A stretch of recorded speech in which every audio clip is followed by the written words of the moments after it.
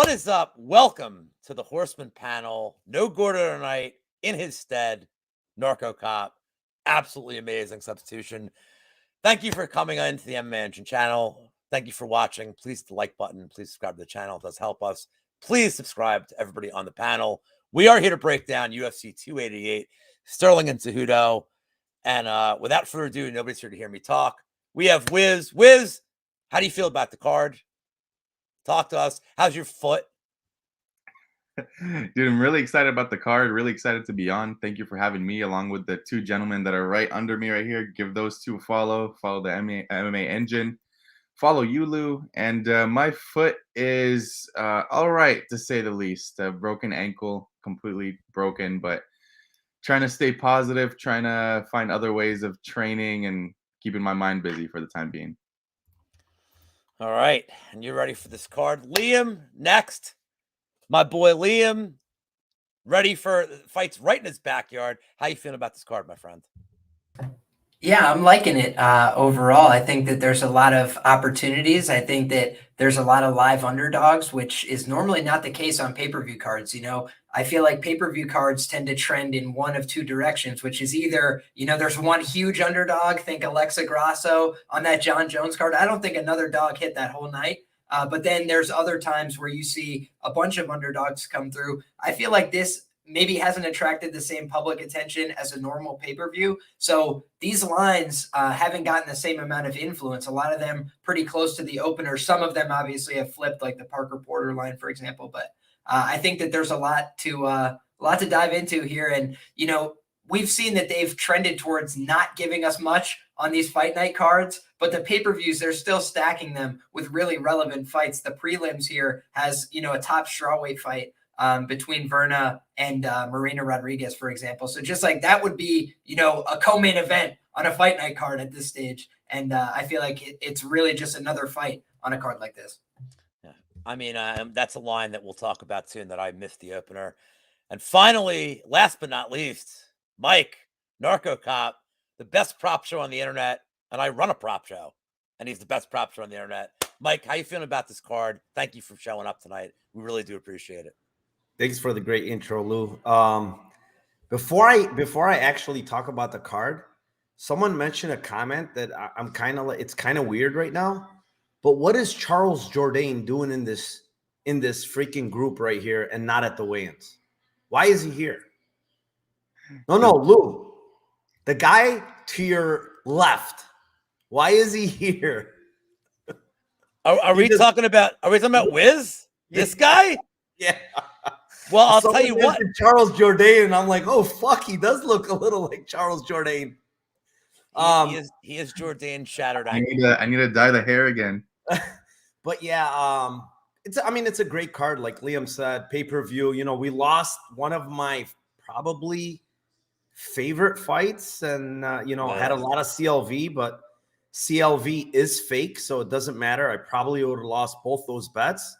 So it's probably a positive that fight went off here. So yeah, looking forward to the card. I think like Liam said, there's honestly a lot of main events for fight nights. If you look at even the likes of Dober Frivola, I mean, that's a banger. But Muhammad Burns, I mean, those are some great fights. So yeah, looking forward to this UFC 288 card.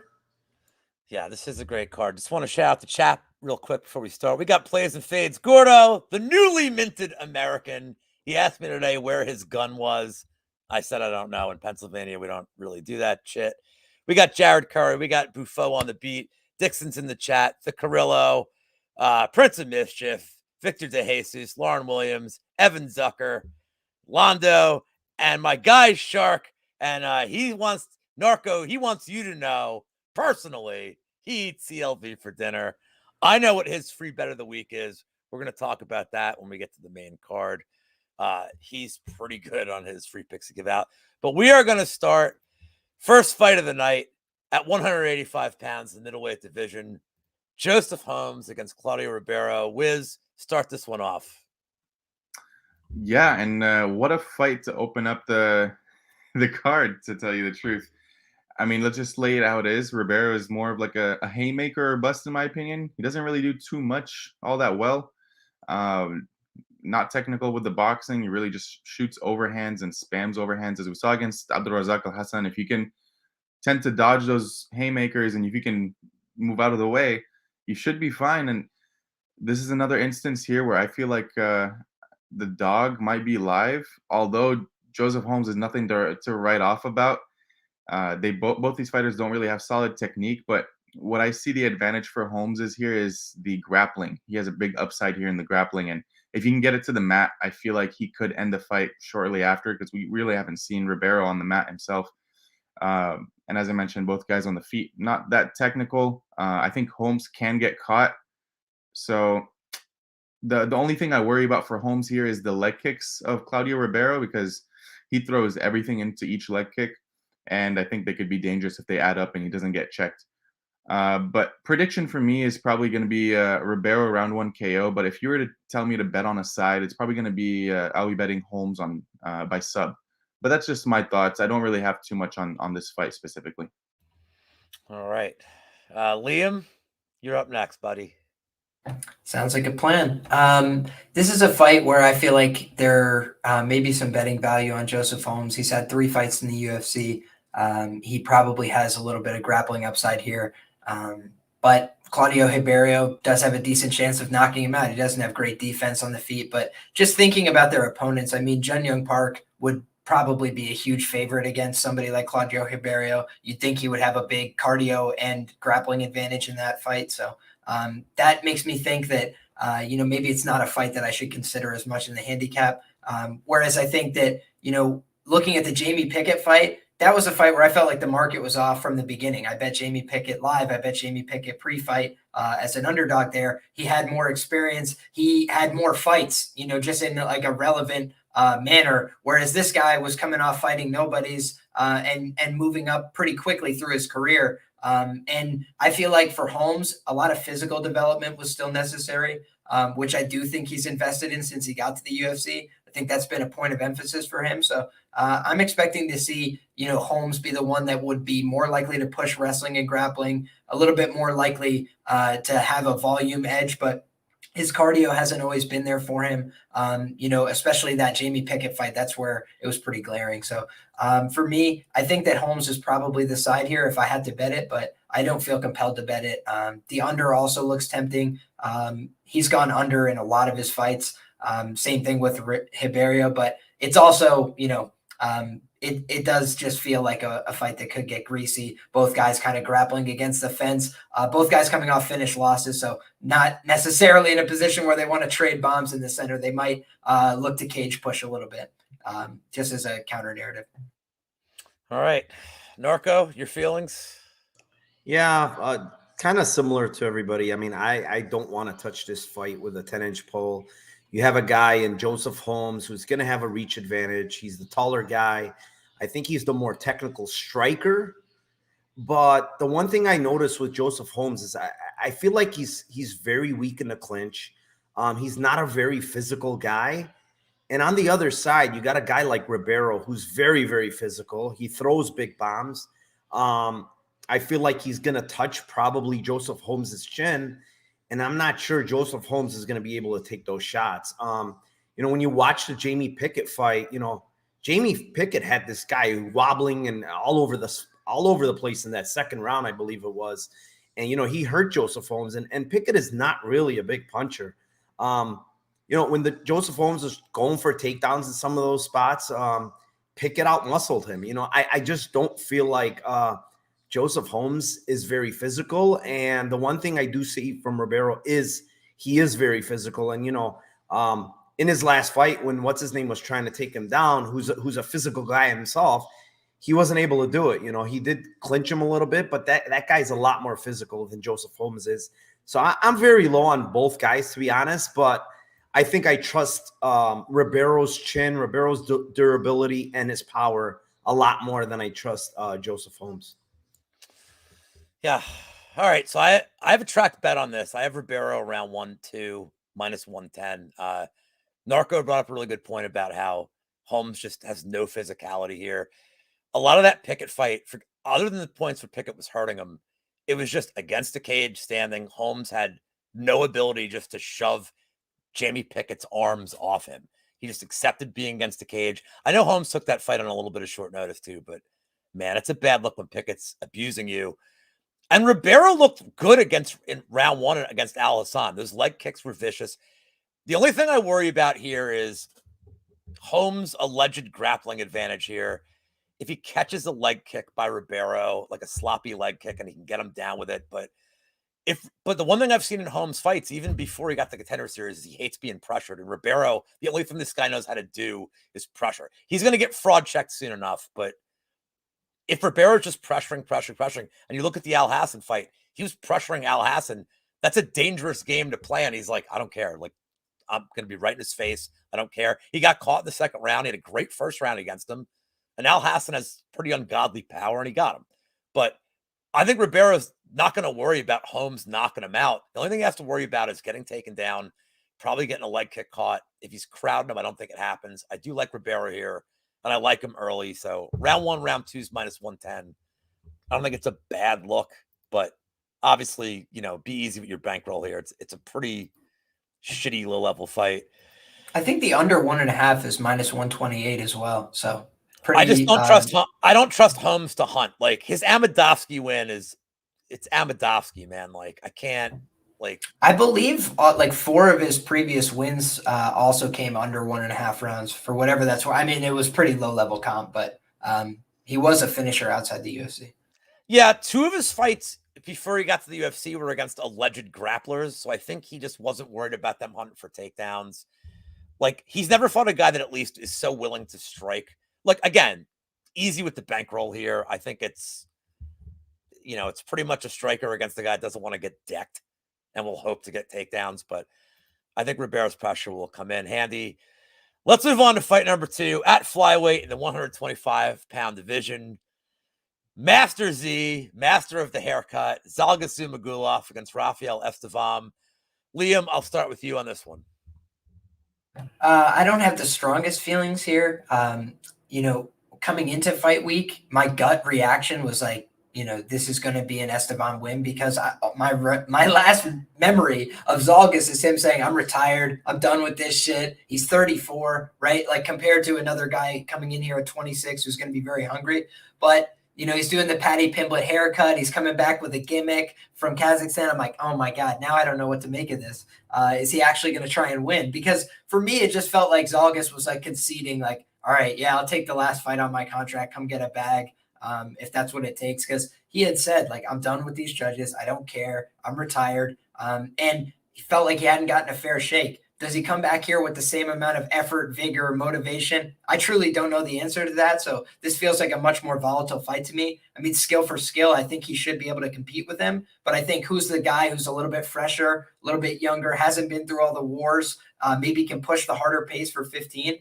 I would not be surprised if that's Estevam. You see on the regional scene, he's getting a lot of finishes in round 2 and 3. So I just feel like he is capable of pushing a pace and finishing with ground and pound or submissions on the ground. And Zhalgas has one finish win in the UFC. He's the only guy to lose to Charles Johnson. I mean, there's just a couple of things where I'm like, and I'm talking about on the cards, like just what the judges are favoring. He's not curried favor with the judges against anybody, any style matchup. So it's been tough. And I've lost a boatload of money on the Zhalgas train. So he's around the same price he loses at every time. So the scheduled donation on Zhalgas plus 160 is this weekend and Saturday. And maybe it cashes this weekend, but I think I'm going to pass on this one because I've been burnt on Zhalgas too many times, and he fights very closely within the margins, whereas I feel like the other guy's going to come out here and aggressively try and finish.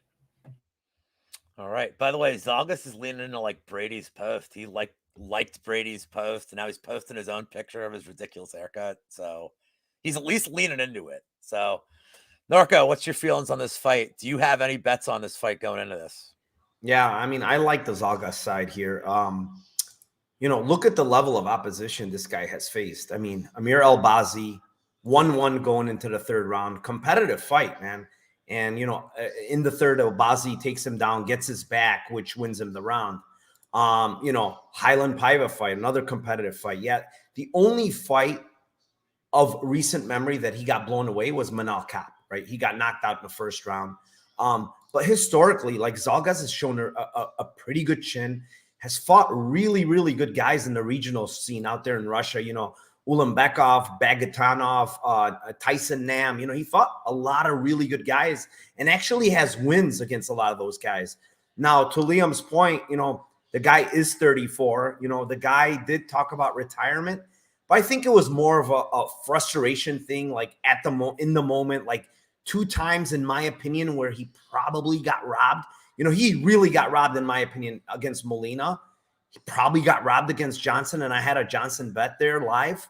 So it's frustrating. You know, the guy is thinking about a win bonus he's getting, but yet, you know, he's taken L's there both times and not taking it home.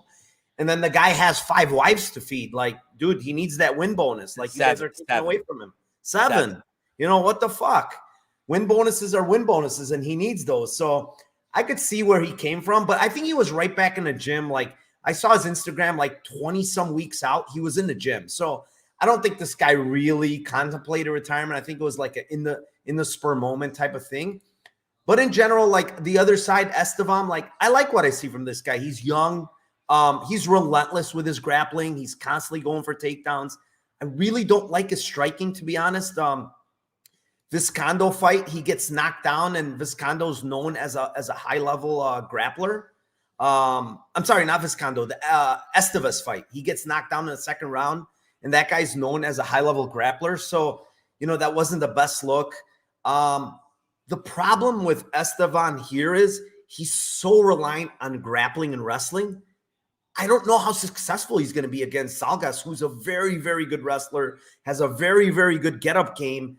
And I think, honestly, if Zalgas wants to wrestle, he might take this guy down. So at the end of the day, the price is plus 160 on a guy that has a lot more experience, has been in the cage a lot more. You know, this is in front of a huge crowd, in front of UFC 288. And this newcomer at 26 years old facing a guy that's a very good anti-grappler, man. I just feel like Zalgas is so much better on the feet here too as well. So give me the plus 160 on Zalgas here, man.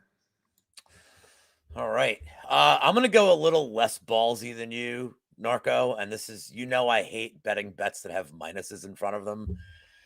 I'm tired of getting burned by these judges with his fights. I'm going to play, and I don't usually play this kind of props. I'm playing the plus 3.5 minus 145 on Zalgas.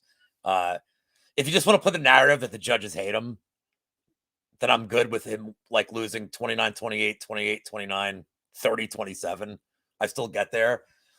You brought up a good point about the striking. He's going to be the way better striker. Like, I think his striking's far better. I think his takedown defense is good enough that he can fend off enough of Estevan. I know Estevan's a relentless guy going for takedowns. I do think Zalgas can fend off enough of them. One thing we've seen the last year plus with the judging is they don't care about you spamming takedowns if you do nothing with them.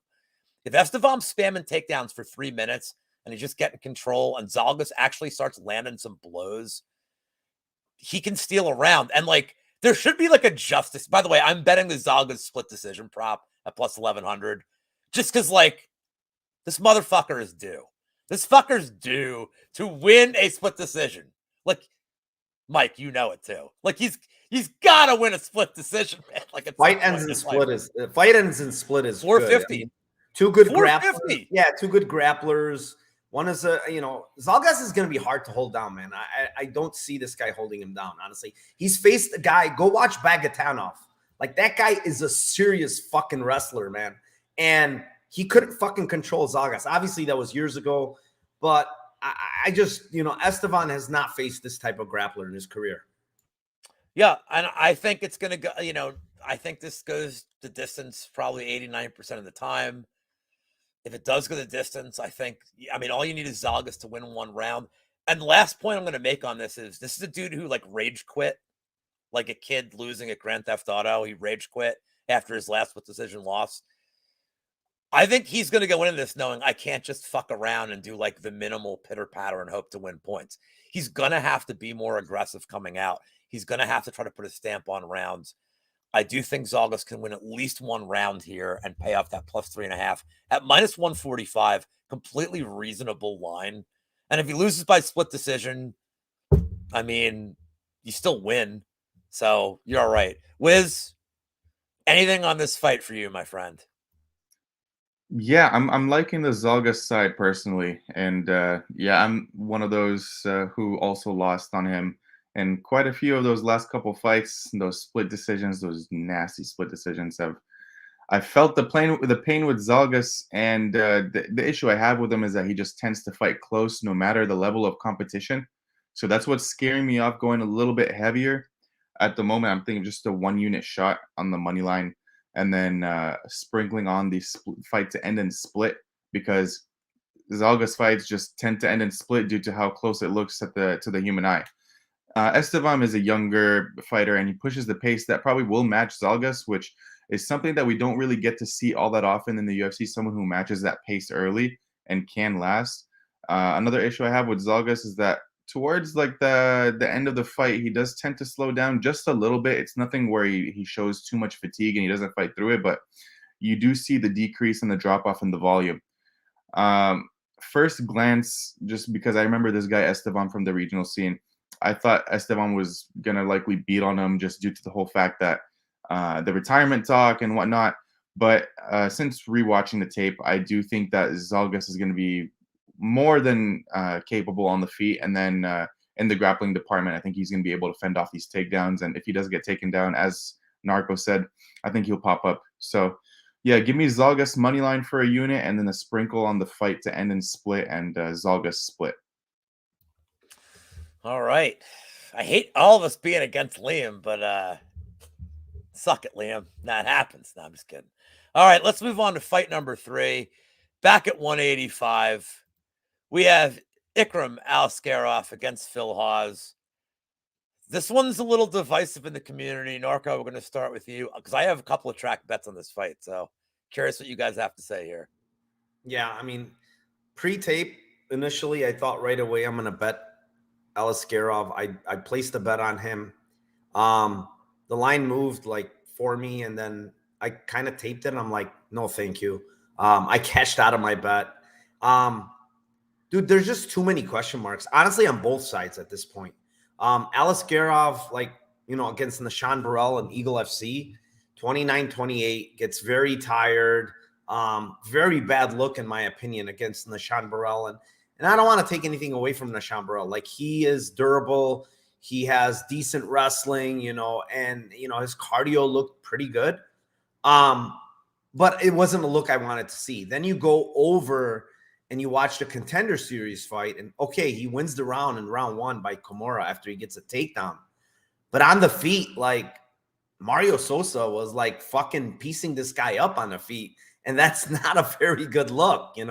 I didn't want to see that when I'm taping this guy. So now we go to Phil Hawes, and this guy's coming into this fight, after coming off a big knee injury, and to me, like, when you watch it, it was a bad knee injury. I don't know how bad it was, but it looked very, very bad. It looked awful. Knee popped out, right? And now he's coming back fucking 6 months later off of, if it was an ACL, let's say, how the fuck are you coming back 6 months later? Like, he cannot be fully recovered. Not only like the full recovery, the fact that when did he get back to the gym to fucking train hard? Like, you can't train hard 3 months into 4 months from an ACL surgery. There's no fucking way. So it's like, how much did he train? Yeah, he looks good. He always looks good.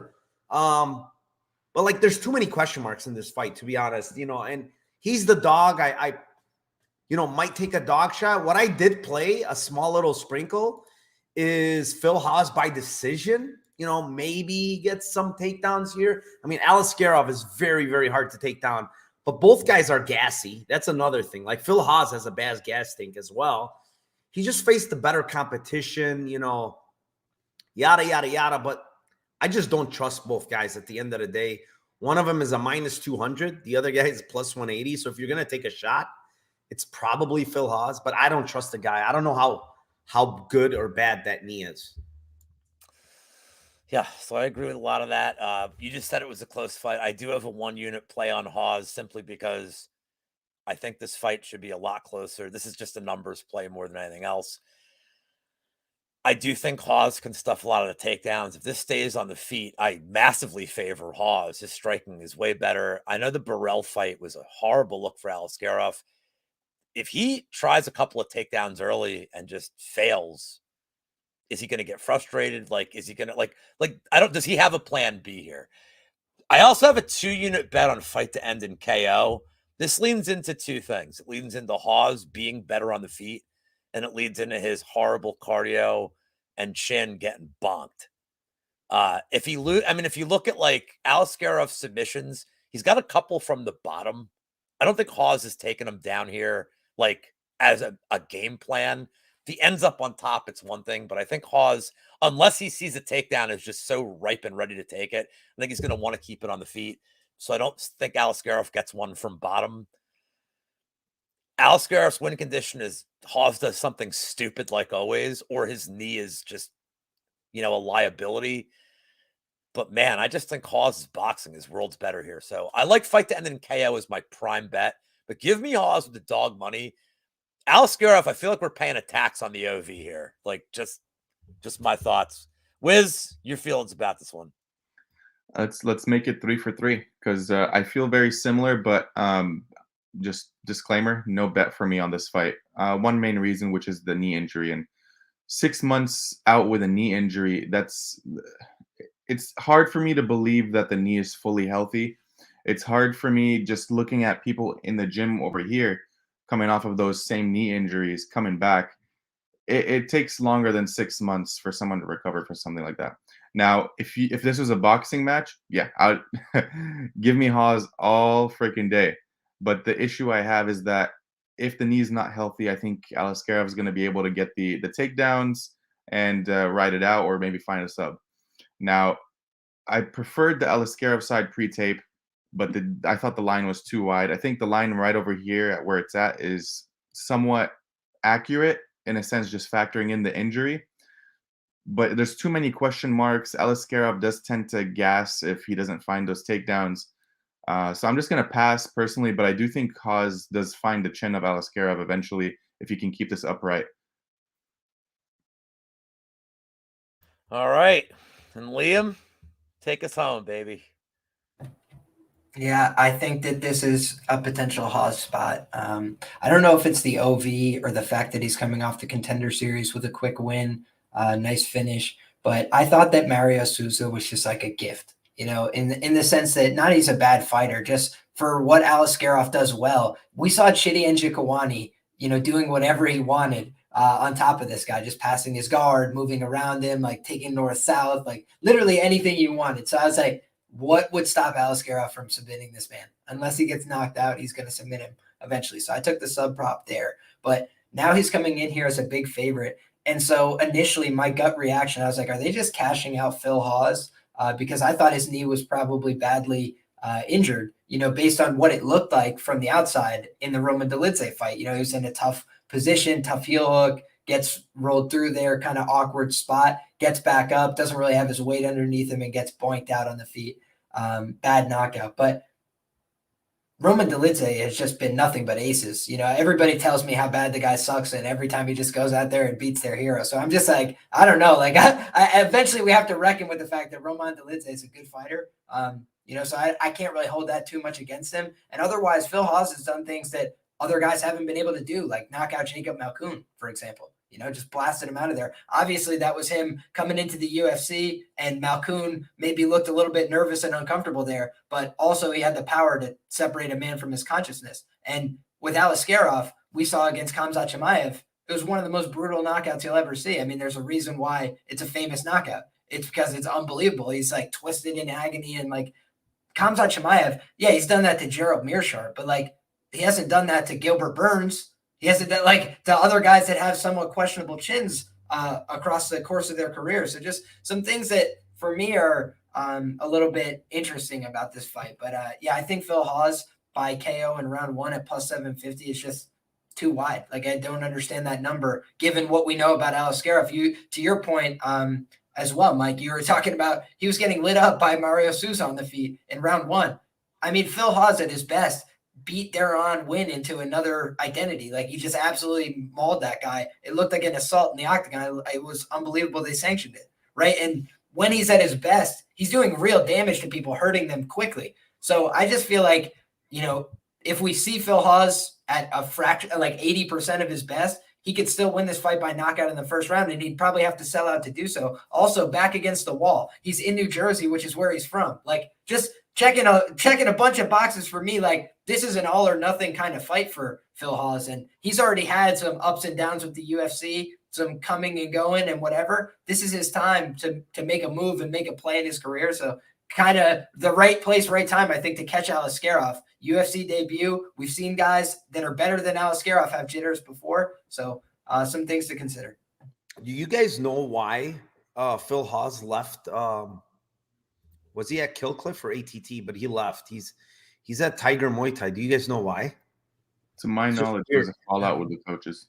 Okay, because he's been there a while, and now he left. I'm like, what the heck? Why is he going to Thailand now? I just want to make one more point that I didn't say. I do, and this is another reason why I didn't bet Phil Hawes eventually. I honestly think he has one of the worst chins, man. Like, dude, Dolitze from bottom literally knocked this guy out. Before that, you know, he fucking rocked the shit out of him from bottom. And it's just, I can't trust this guy's chin either. Like, both guys, I think, like Liam said, I think both guys might be live to get knocked out in round one. Like, what's round one finish for anyone? Ends by KO1. Yeah. Let me check that right now. now. Seriously. Ends by KO1. It's happening. Fight ends in round one is plus 165. Let's see if I can find the KO distinction. That would be nice. KO1 is plus 300, bro. KO1 is plus 300.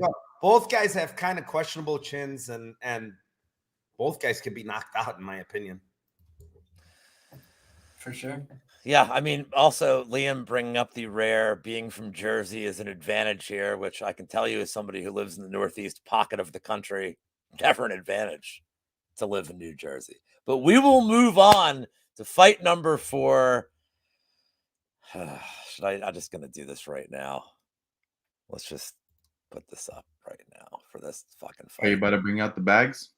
Parker Porter versus Braxton Smith. I will start this off so I can pull this banner and let you guys talk. Narco, you know, Tim and I are like very similar in a lot of ways. And one of the ways we're similar is that we've been betting this Diakese sub like it's gonna fucking happen one day, knowing it's never gonna happen. But if it happens and we don't bet it, it's like I can't forgive myself. So I've been saying this whole goddamn time, I got to bet him round 2 sub, right? Like, I have to bet Porker round 2 sub for the bag. And then they released the odds, and it was plus 650. Are you kidding me? This is the same number against Bedeau, who we just controlled the whole fight, was plus 2,200. Now it's plus 650 against the guy who I've nicknamed Pork Chop. Braxton Pork Chop Smith. It's his nickname. I'm making it happen. It's his goddamn nickname. What do you do with this fight? The under 1.5 is minus 190. Braxton Smith, I mean, loses to Shea Sherman and goes away for 2 presidential terms. Just gone. He's like, fuck this. 8 years, I've had it. After 8 years of being knocked out by Chase Sherman, he's like, you know what? I want to fight again. So he faces the same guy twice. Knocks him out twice in the span of 2 minutes. And now he's like, you know what? I'm ready for the big time. The big time is Parker, by God, Porter. The under 1.5 seems okay. I am playing Parker Porter round 2, round 3 KO. And the reason I'm doing it is one reason that I'm passing it to Wizz. You have to go back to 2011. Parker Porter faced some shit competition. You got to go back 12 years for the last time he knocked somebody out in the first round. He just screws around, man. He's got his ticket. He's getting his money's worth. He's a guy buying a scratch off who's like, easy. I got time. Just one at a time. One number at a time. He's going to make that $20 scratch off last 2 hours. He's going to get his money's worth. That's how Porter fights. He's taking his time. He's in no rush. Smith could be on the ground ready to tap to 1 strike, and Porter's like, easy. Easy, buddy. I'm playing Porter round 2, round 3, and I'm playing him by KO. And if he gets the sub, I'm jumping through the TV. And when you see some lunatic on TV that magically appeared, it's me, and it's been great. Wizz, I'm done. I'm gonna pull this. I'm done with this banner now. The disclaimer. Yeah, I mean this is such an interesting fight. Porter can definitely out-volume Smith in here, but let's face it, Smith has not been out of the first round. He's won multiple KOs by within the first 90 seconds, not even just the first round. So you know he goes out there and he goes after it. And the only way I can really target this fight is a live bet opportunity for Parker Porter if he does survive that first round, because we really haven't seen the cardio of this guy Braxton Smith, and I don't imagine it being that good at this weight class outside of the first round, given that all of his fights finish in that first. And I mean, he's just going to empty out the gas tank. That's all I could think of. Porter's faced a better competition. He's an above 500 level fighter in the UFC, which is pretty hard to to achieve. And if Porter, I think if he lands one takedown, I think he should be able to win. Give me Porter, but likely a live bet spot personally after the first round. I'm not too passionate. I mean, the under 1.5 is juiced to the tits, and I think it's a good look, but I'm going to pass. This fight's going to be fun to watch, but not fun for those who have too much money on it. Before I get to Liam, I just want to say that, like, one of the problems with playing DFS is you have to fucking target this fight.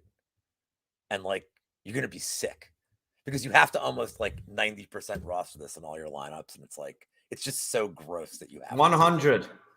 Right? Like whoever wins is scoring 120 points, and whoever loses is scoring 2. So, like, you just, it sucks, man. I hate fights like this. It's a great DFS slate too. It's a different show. Great DFS slate. All right, Liam. Lou, I'm sorry, but your nickname that you just gave him is wrong. He has a nickname. It's called the Beautiful Monster, Braxton the Beautiful Monster Smith, as per Tapology. So I'm sorry, Pork Chop doesn't work.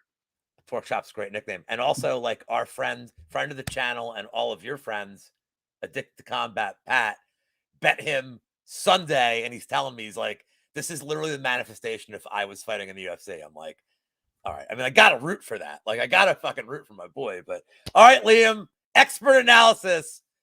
It's what you've been doing for years. It's led up to this moment, Liam, to break down Braxton Smith against Parker Porter. Go ahead.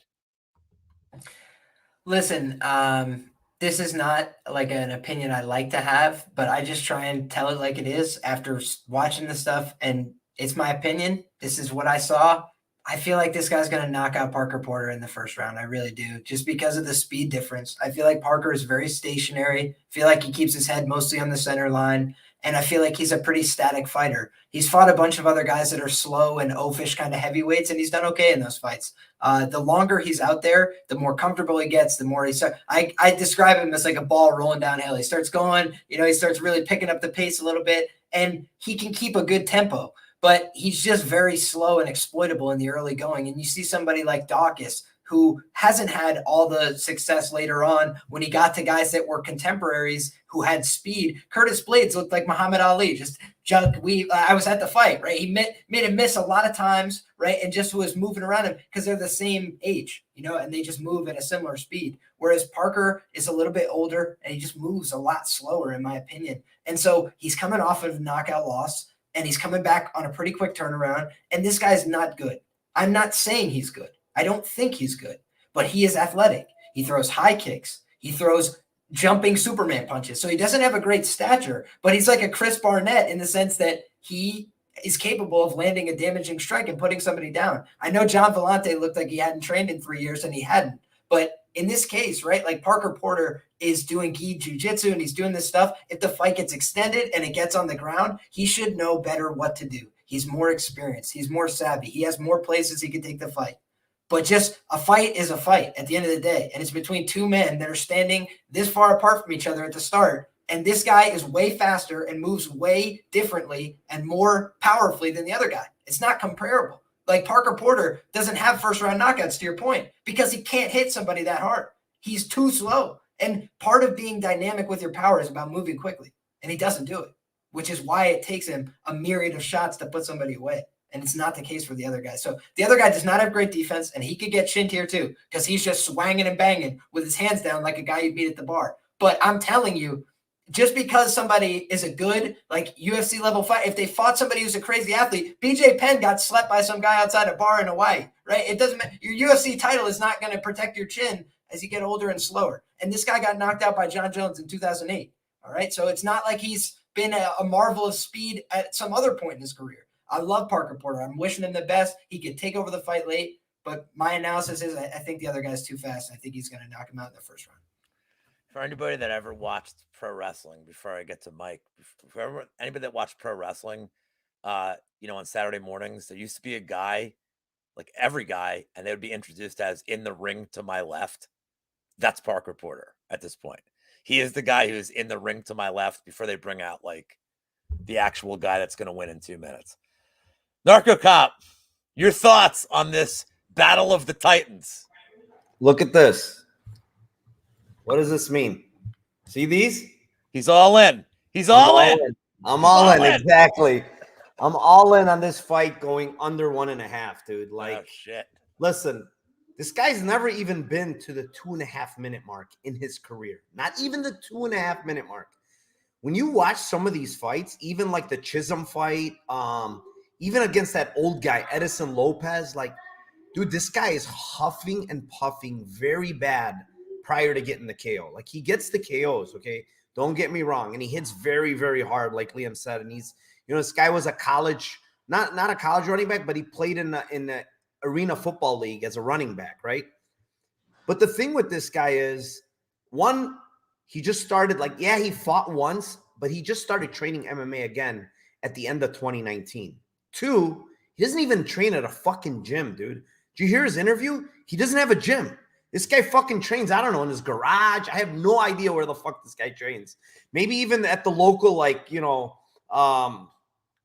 trains with Yuri out in the woods. Yeah, I have no fucking idea where this guy's training. So, what Liam mentioned is like, yeah, everything is accurate. Like, Parker Porter is there to be hit. He's older. He's coming off a knockout. This guy hits very hard, Braxton Smith. But my God, this guy's not UFC level, man. I mean, this guy's as low as it gets when you talk about UFC level. I'll be honest with you. There's nothing in his game that's good. Absolutely nothing. Outside of the power. He's got a lot of power. But outside of that, like, he's getting touched up by some of these very, very low-level fighters, and the guy just has no cardio, man. Like, let's be honest. Like, there is no way that this fight's going 7.5 minutes. I'm telling you right now, this fight's not going 7.5 minutes. Look, who is he sparring against right there? Parker Porter. He brought him. I don't know. This guy in. I'm totally kidding. By the way, I thought I could share this after you were done talking. I'm sorry that it came up. He brought this guy in to simulate Parker Porter. This is what I'm saying. Like, look at this. It looks like a visualization exercise. This might be in his house. Honestly, there's a thing up there. I don't even know where the fuck this is at. But my point is, when you're looking at a stylistic matchup, yes, Parker Porter can get knocked out by this guy for sure. But in a whole, like, Parker Porter should be a bigger favorite than what he is. I don't have a bet on him just because I agree with Liam. I think he can get sparked early. What I do have is all kinds of fucking bets early. I got the under 1.5. I got this guy by KO round 1 because I don't think he's going to have any juice in round 2 if he gets there. And then I have Parker Porter round 1 KO at a very big number early at plus 1,000. And then I got Parker Porter round 2 because if this fight goes over like the 3-minute mark, I just don't think this guy's going to have any gas whatsoever. He's going to be done, checked out. Not to mention, like, Parker Porter is probably going to calf kick a little here. He just got more tools in the toolbox, man. This guy has zero tools outside of, like, slinging and banging, like Liam said. It's all he has. So for me, it's the under 1.5. I got it early. I still think 185 is a gift, to be honest. I don't see this fight going past the 7.5 minute mark, like I said. Then I got a bunch of, like, early props, man. But if I'm to take a money line side, like, I would have to take Parker Porter. Like, you're counting on this guy to knock out Parker Porter within 3 minutes, in my opinion. And you know, as a whole, that's not very likely. Yeah, Tafa knocked him out, but Tafa's so much better technically. Like Tafa's a good technical striker, and you know, Braxton Smith just really isn't. So, you know, I could see, you know, playing, like I said, I played him round 1 KO because I think that's his win equity. But outside of that, I think he's gonna probably get slept just based on being fucking exhausted. Yeah, I just want to add one more thing. Some of these clips that are on Twitter of Braxton Smith's knockouts, he looks like he's throwing a baseball like 700 yards. Like these aren't like I've seen people in a bar throw punches that make more sense. He's literally trying to throw you out from home plate, man. Like it's crazy. And you know, not that like I'm not an athlete, I'm in my 40s, like whatever. But running back in the Arena League, they do not run the ball in the Arena League. It's literally like they throw the ball 100% of the down. So just putting that out there. He's a blocking back. However, he did knock out Ja'Cory Savage, the guy you mentioned Twice. That guy was an LSU. He played in LSU football. So and LSU's no joke. That's a good program. All right, let's get to a fight that has divided Twitter to the point of almost people going to war. I'm just kidding when I say that. We are at 115 pounds in the strawweight division. Marina Rodriguez against Verna Jandiroba. Of note, before I pass this off to Wizz, Verna opened up as a pretty massive underdog, almost 2-1. The line has been bet down significantly on open. She is now about plus 120, 115, depending on where you look. Wizz, how do you feel about this fight? Do you have a bet on it? I would have if I didn't break ankle because I was away from all screens for like 2-3 days. Unfortunately, I missed the line on Jandiroba. Happens. What can I do? I think Jandiroba can definitely out-grapple Marina here, and Marina is likely going to be outstriking Jandiroba if it's on the feet. I feel like it's a binary matchup, but the issue for me is Marina can keep this on the feet. Sure, her takedown defense is all right, but when it gets to the mats, she just tends to accept that bottom position. I don't trust that she's going to be able to get back up. I think Jandiroba, her win equity here would be that sub. So if you look at Jandiroba inside the distance, or hovering around anywhere from 350 to plus 450, depending on where you can get it, that's, I feel like, her biggest path to victory here. And I wouldn't see why anyone would play the money line anymore, at least, just because, yeah, maybe she has some decision equity with the grappling. But when you think of this fight and you look at the Jandiroba side, you imagine her subbing Marina Rodriguez. And with the longer limbs, I feel like she definitely could do that. At the current line, it's a pass for me. I think it's going to be a really fun fight to watch.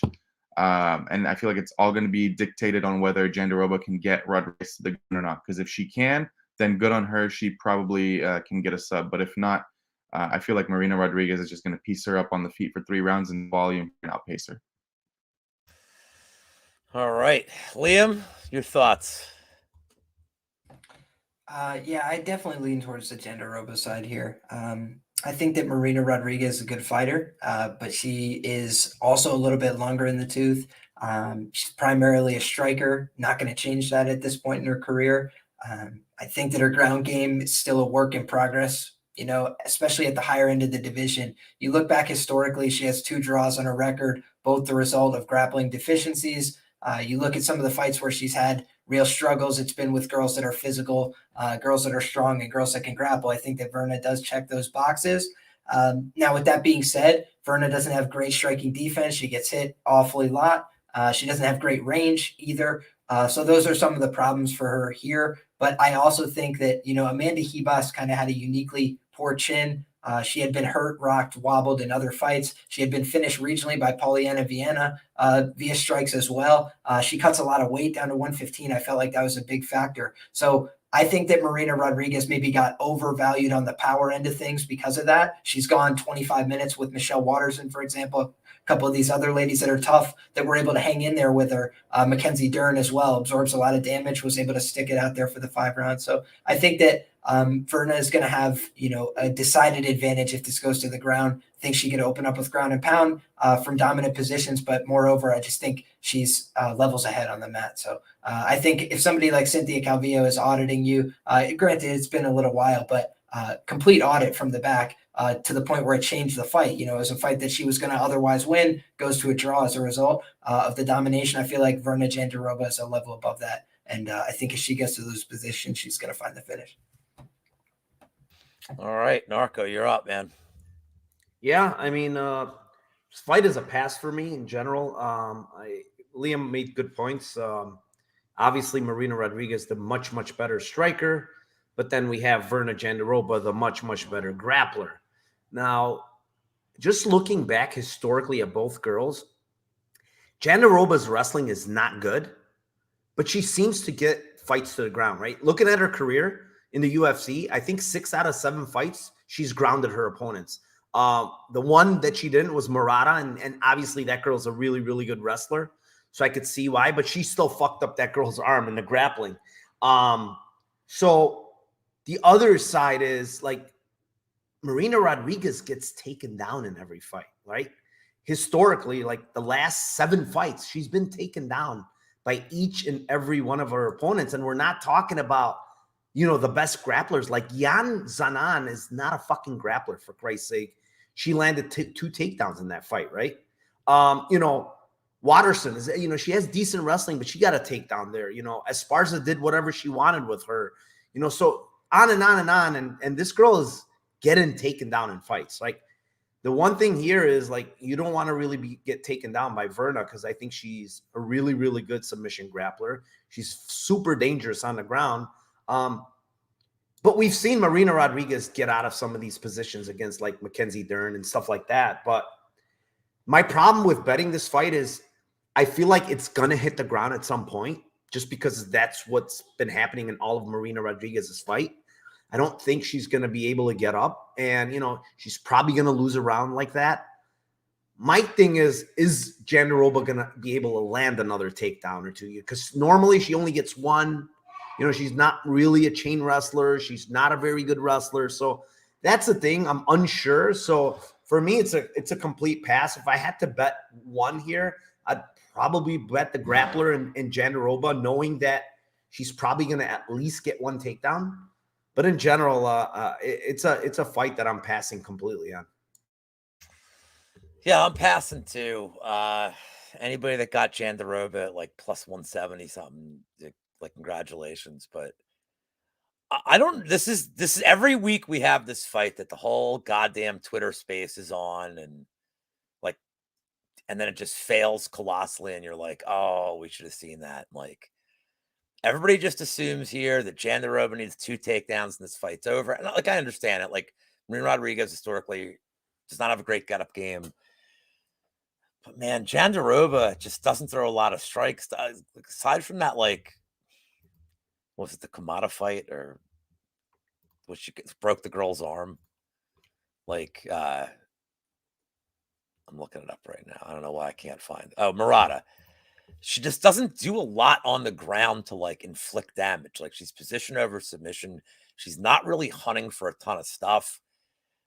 I mean, Marina Rodriguez, she's probably like not going to be more improved than we've seen her over the years, but like she's typically pretty durable, except against Lemos. I don't know how Jandiroba hurts her, and I don't really trust like Verna's cardio. Like, I really don't. I don't know that she's going to just dominate the first 2 rounds and Marina's going to come out in the 3rd round and force a draw or lose 29-28. I don't trust Verna enough at plus 120 to execute the exact game plan that everybody on Twitter thinks is what's going to happen. So if you got her at plus 170, that's great. At plus 120, there's a total pass for me here. If anything, if this number keeps moving and Marina gets to like even money, I'm probably interested in her more than anything else. If I get her to like almost close to a pick 'em price, but no bet for me here. We will move on to the next fight on this card. In the 170-pound division, Chaos Williams against a guy who I thought played soccer. I'm pretty sure he does for the Philadelphia Union. There's the guy with this exact name, Rolando Bedoya. He does fight out of Peru. Liam, start us off. What's your angle here? What are you looking at? Are you betting it? No, I don't love this fight from a betting perspective. I mean, Chaos Williams is the biggest favorite on a fight card for a short period of time. Obviously, now we've got the Evloev lines. He's become the biggest favorite again. But for a while there, Chaos Williams was the biggest favorite on the card, which just sounds a little bit weird because he's normally a KO1 guy or a guy who's fighting to like a 29-28 decision in a pretty medium tempo kickboxing match. He's got good low kicks. He's got good blitzing boxing, but otherwise, we haven't seen that much from him. He's been inactive for a little while. But I do think that he's been working on his skills. I followed him on social media for a while. He was moving around to different gyms, went to Jackson Wink, got some training, I believe with John Jones during the last camp that he was doing. So like he kind of bounced around and saw some good training partners. I do think he's serious about his career.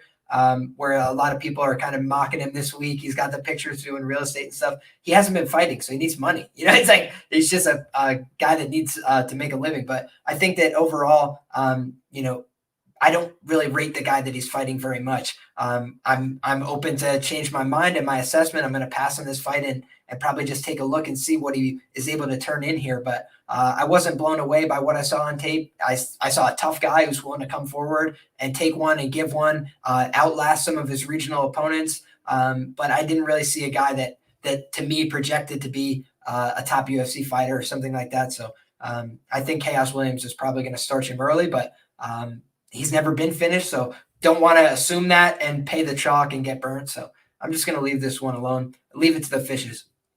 Sounds good. Narco, your thoughts on this one? Yeah, man.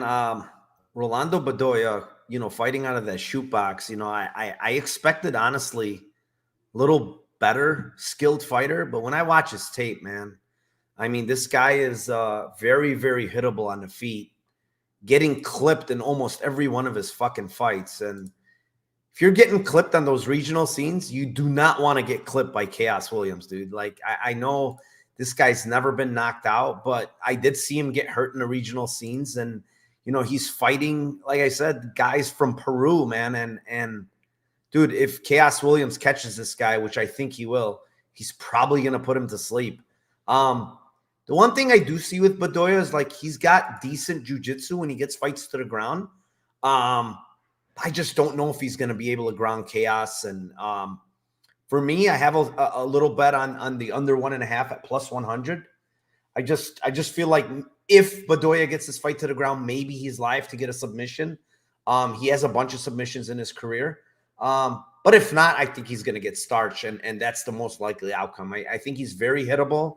And if you're very hittable against a guy like Chaos Williams, I just think you're going to get knocked out. So yeah, that's all on this fight. But I'm never going to lay minus 300, 320 for a guy like Chaos Williams that's basically primarily looking for a kill shot the whole fight.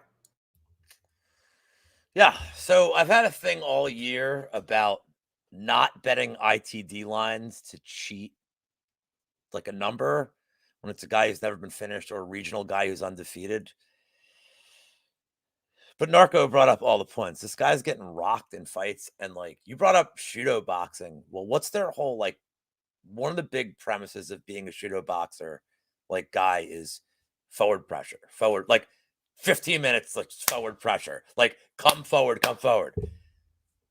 I don't like his odds coming forward against Chaos Williams. And Chaos Williams, look, man, I think we overrate him a little bit. He had the 2 quick finishes early in his career. We've seen like the Semmelsberger fight. I almost think that and the Baeza fight are almost more like what I think of Chaos Williams. Patient. Semmelsberger's just like weirdly fucking tough. And Baeza, maybe he's a little chinny, but Chaos Williams is in no rush. Like, he's not going out there trying to get a 10-second knockout. Like, he'll wait for his shot. He picks great spots. The Randy Brown fight, look, I had Randy Brown by split decision. Like, I think I got a little lucky. I thought Chaos Williams won that fight. Hey, man, it happens. It's a variance game. The split decision part of it was right. Randy Brown frustrated him, but man, every time. But Chaos Williams never looked too frustrated. He just waited. He picked a shot. Efficiency in his punches. That's one thing I love about Chaos Williams. The guy is just efficient when he punches. It may take him 3-4 minutes. Bedoya may be dancing around going for takedowns. It may not take more than a few shots. He's going to be economical and he's going to land that blow at some point. I hate laying juiced in the distance lines, like KO numbers. I just don't see any other way this fight ends. I do have a 3-leg parlay in with, like, I'm disgusted by this, but it's Chaos Evloev and the Porker fight, like under 2.5, and it's even money. Like, I hate these kind of bets, but I just got to do one, like, just to get it in. But No, you don't. You love them. I hate those kind of bets. No, I hate those kind of bets too, man. Like, they kind of make me sick to do, but I'm hitting them lately, and they're kind of like a good fail safe. But just in case Bedoya ends up being weirdly, insanely durable, I want to have like at least a backup plan. I don't know that he has win equity, but I think Williams just first 2 rounds probably gets the KO. And he probably does it like whatever his I don't give out prize pick shit a lot, but like whatever his significant strikes is, under. Just take the under with Chaos Williams. If he's economical, it's not going to take him many to get this guy out of there. Wizz, clean it up. Are you going Bedoya? You have a massive Vegas Dave bet on Bedoya here? Absolutely not. I mean, not the most surprising take. Chaos by KO is what I'm predicting. This kid Bedoya is just still pretty green, and just by watching the tape, you can tell that he telegraphs his strikes almost every single time. And a striker, I'm not going to say the caliber of Chaos Williams, because that's going to make him sound like he's some sort of like amazing striker. But no disrespect, like Chaos Williams is levels ahead of Bedoya in the striking. And if Bedoya can't get this fight to the mat, I don't really see him finding any success in this fight. He does hold that jiu-jitsu background, and I think he will have the grappling upside if he can get there, but I just don't trust him not getting bonked. And as Mike mentioned, it's going to be tough for him. He's been rocked in almost every one of his fights, and Chaos has that death touch. So Chaos round 1 is what I predict. Not the most exciting or surprising take, to be honest. All right. The panel is united with the hot take on Chaos Williams. Let's move on to one that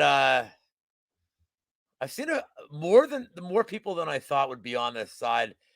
At 205 at light heavyweight, Devin Clark against Kennedy and Chukwu.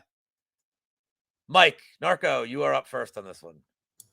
Yeah, I got to bet on Kennedy here. I think this is a good spot for him, to be honest. I bet Devin Clark last time out, and, he came through as a big dog.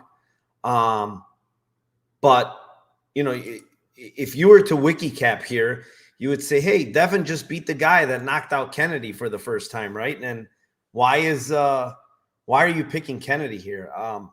And the reason is I just feel like, if Devin Clark is to shoot takedowns here, which I think he has to, just based on the huge reach and size advantage for Kennedy, I think he's the better striker.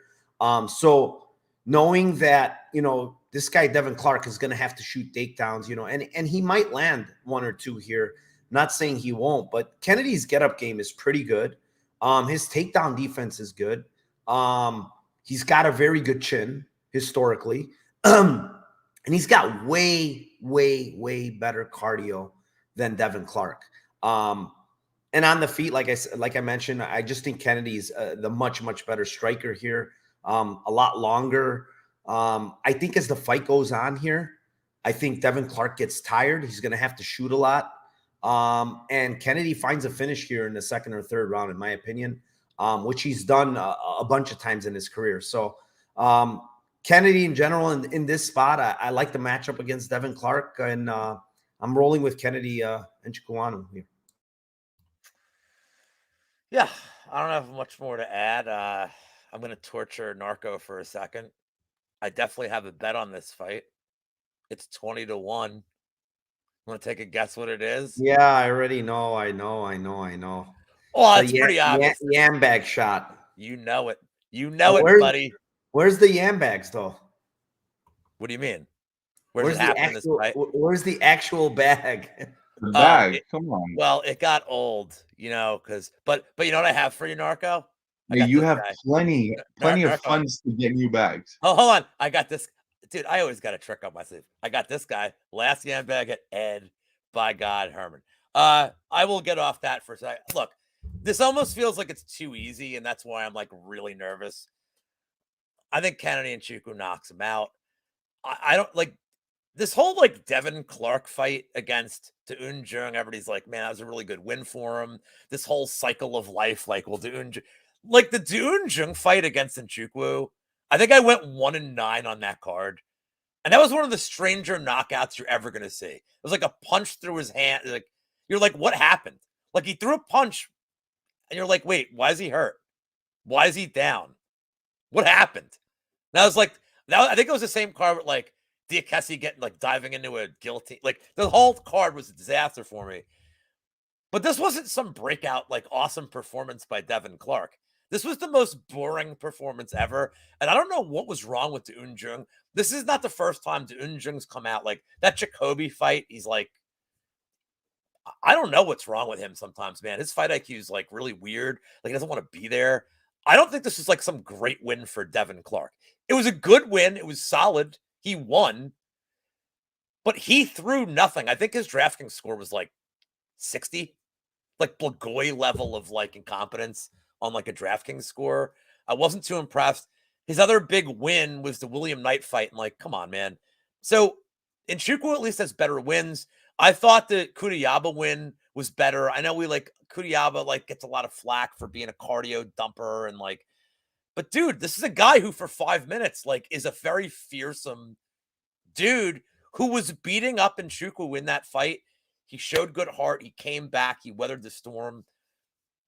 I think he's physically stronger than Clark. I think he may be able to reverse a lot of these takedown attempts, even if he does get taken down on the feet. It's 100% him. So I'm going to play Nchukwu KO. I feels trappish, but I'm just going to walk right into it. I'm going to play it small. Wizz, what do you got? Yeah. Kennedy, obviously, is going to have a huge reach advantage and huge height advantage here. 5 inches in the height and then 8 inches in the reach. That's going to play a big factor here, given that we know that Clark isn't the best striker. He tends to just shoot takedowns and try to find that control time. And he's going to be shooting from way far out. So I think Kennedy is going to be able to see these takedowns and stop them for the most part. Maybe Clark gets one here and there, but I don't think he gets too much control because Kennedy does have a decent get-up game. The biggest note I have is Kennedy is not Daun Jung, and in many ways he's going to throw volume.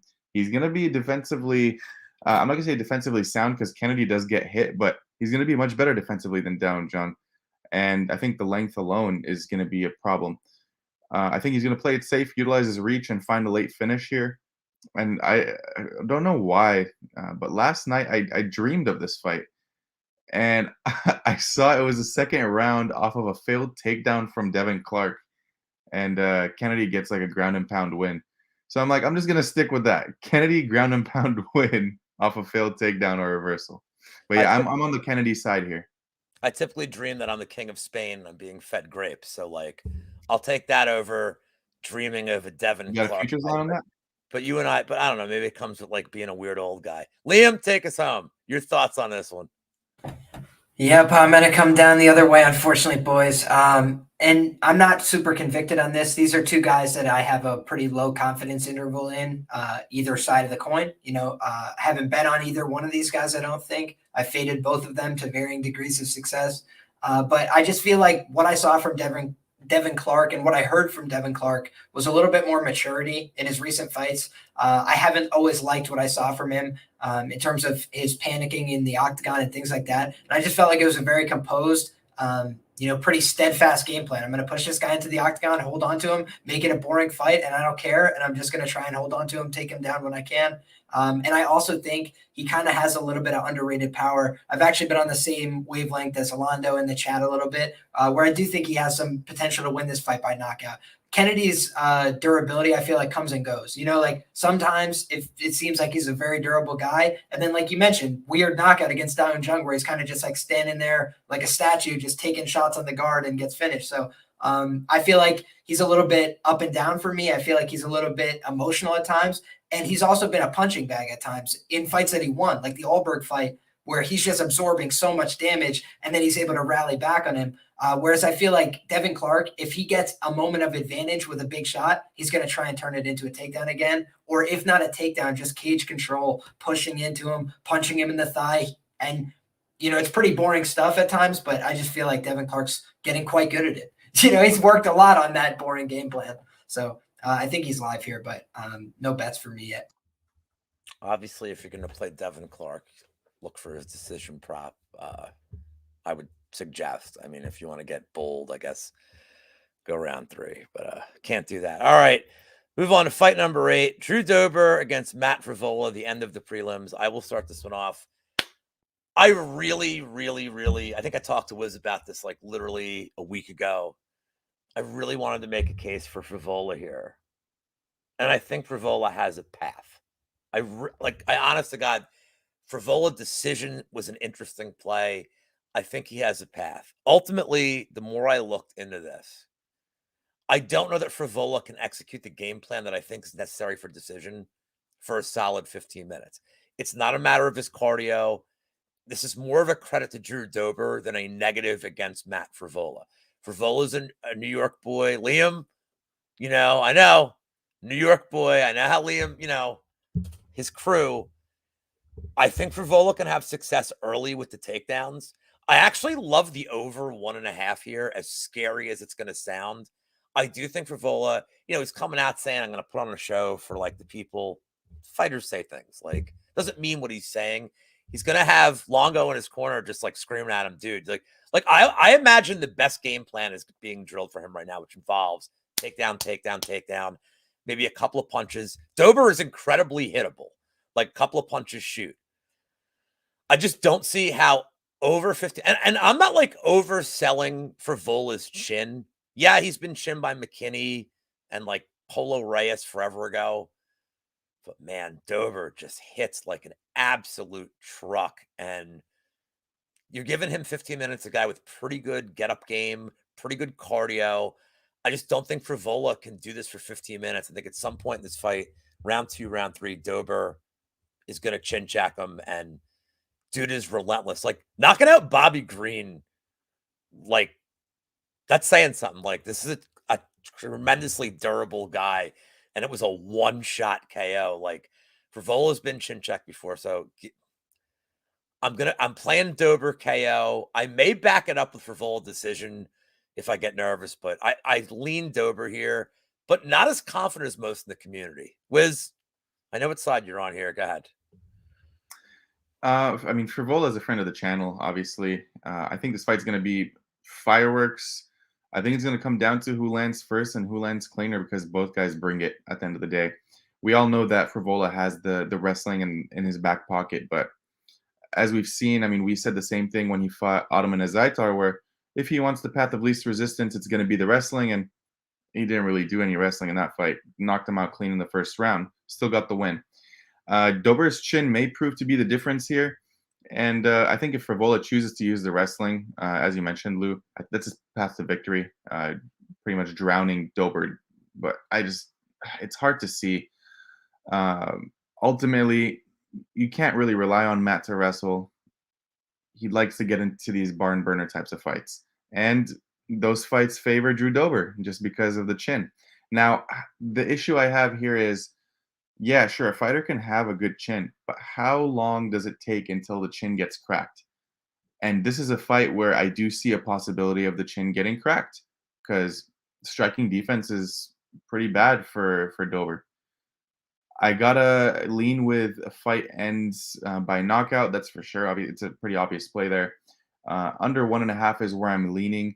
Moneyline side, I'm gonna have to lean with Dober, but in no way am I going to bet Dober, given that his striking defense is so poor and Frivola can crack. I can't really rely on the chin all that much, but it's going to be a really fun fight. That's for sure. All right, Liam. Hometown guy for you. Go ahead. Oh, yeah. Home cooking over here, but I like the Frivola side, man.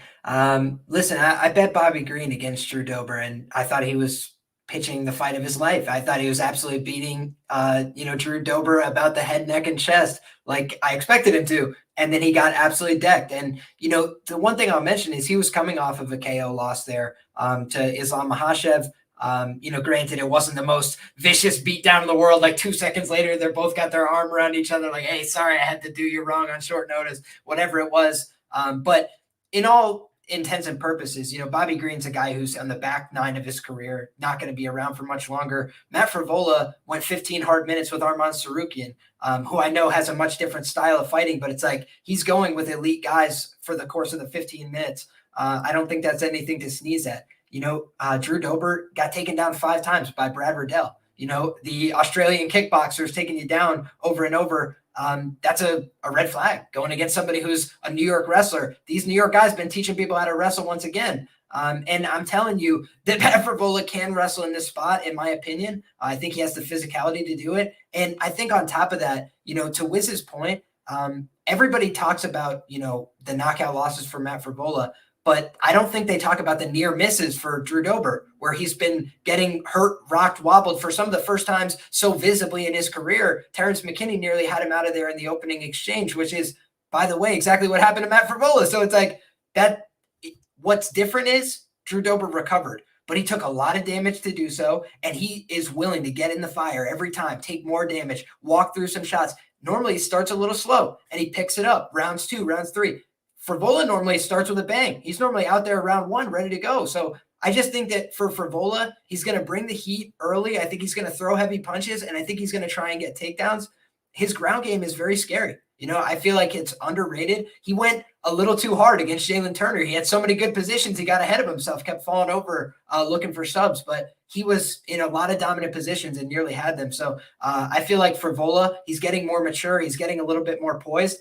Against the last 2 opponents, those are guys he's supposed to beat. Those are guys he's supposed to have a pretty good matchup with. This is one where he's coming in. He knows he's the dog. He's in front of his home crowd. I think the last thing you'd want to do is get knocked out brutally in front of your home crowd, truthfully. So I think he's going to wrestle, and try and get a hold of this guy's neck. And Drew Dober has been submitted by shoulder pressure in the UFC. And I don't even say that to be derogatory. Just like when you pressure this guy with the wrestling and the grappling, that's where you make him uncomfortable. On the feet, he's an absolute warrior. He'll go bang for bang with anybody. And I think that this is a great fight. And if it ends up being bang for bang, somebody's going to sleep, and it's probably Matt Frivola.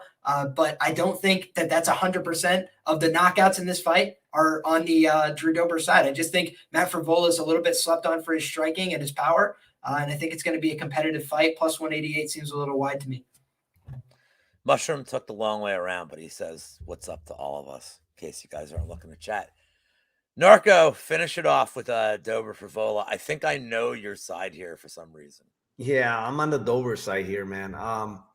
Like, I understand the wrestling path, and I agree, yeah. But honestly, Frivola's fight IQ is not very good. I understand he wrestled some against Jalen Turner. But when you look at, for instance, and it's just an example. Yeah, he won by KO against Azatar. But why is he not grappled? Why is he not wrestling there and going blow for blow and giving this Azatar guy an opportunity to knock you out, right? Then you look at his career, like, Polo Reyes, yes, knocked him out. It's a bad look. But Lando Venata knocking you down twice. One was a head kick. One was a straight left hand. He knocked him down there. Jalen Turner rocked him many times. We saw the Terrence McKinney knockout.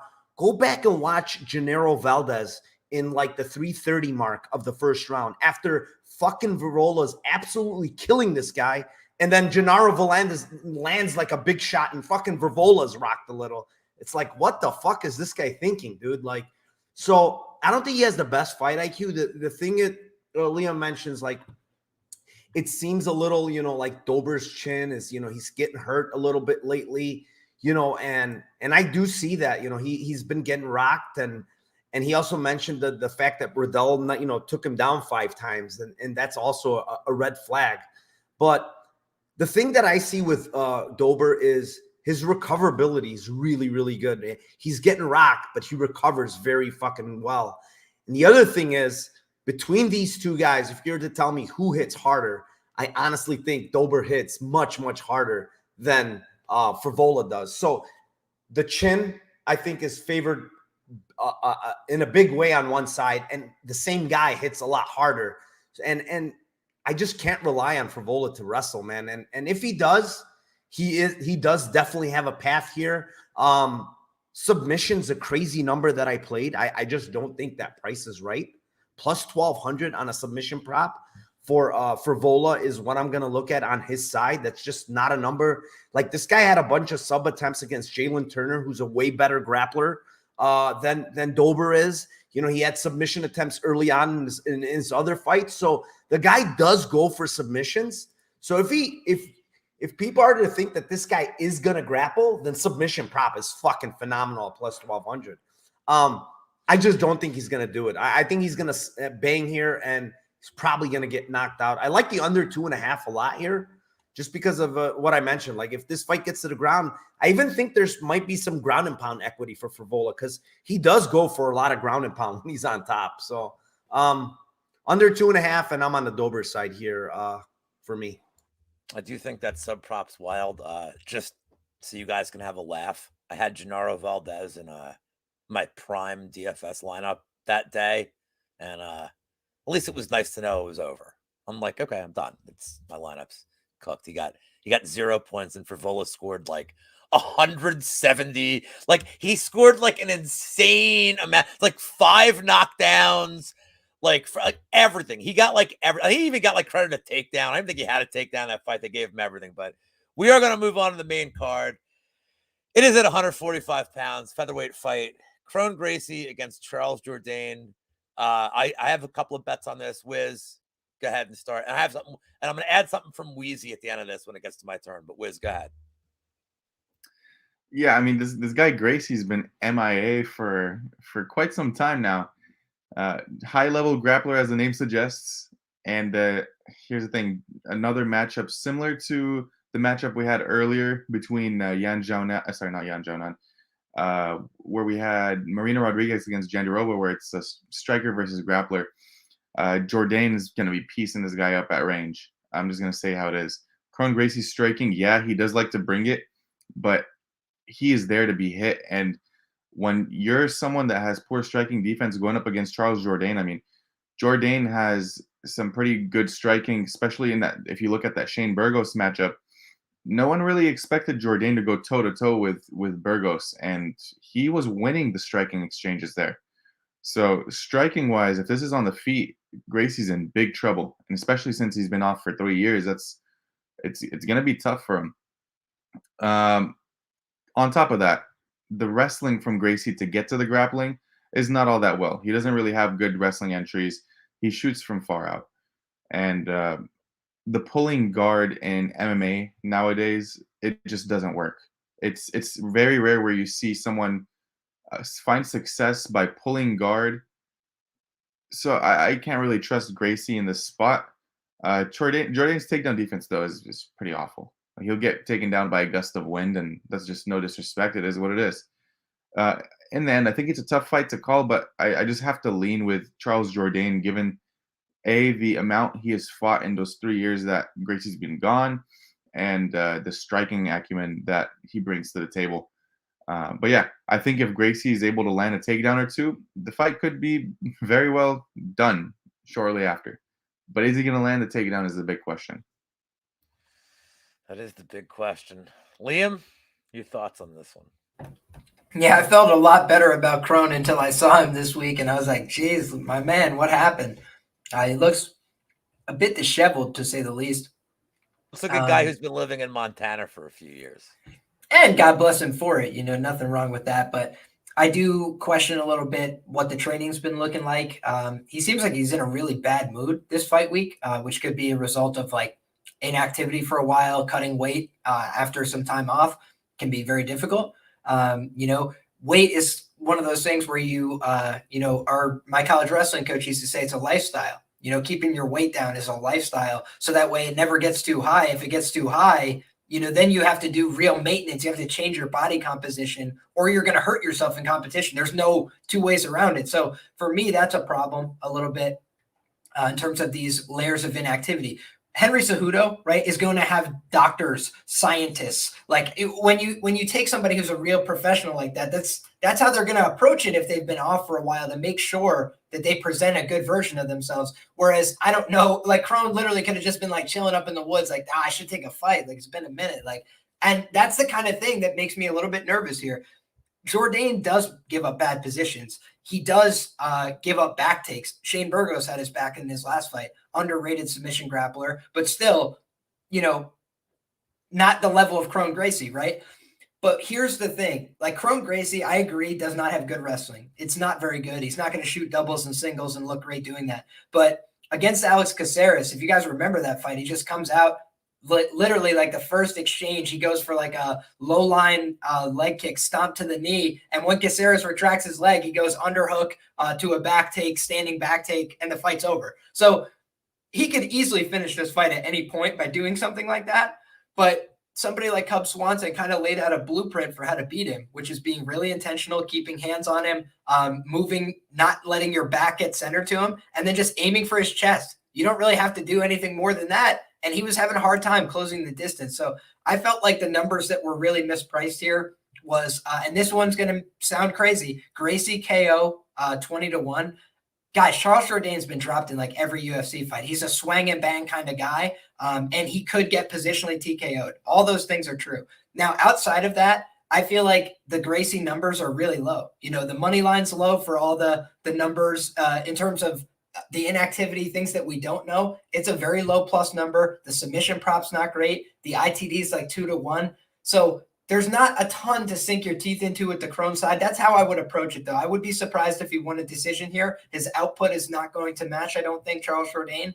And I do think that Jourdain is just a more dangerous striker on the feet by and large. But his number for the KO is also nerfed beyond belief. It's like under 2-1. So we just saw Kron Gracie take an absolute shellacking head, neck, and shoulders from Cub Swanson and stick it out for 15. I feel like the numbers on this fight are kind of crap.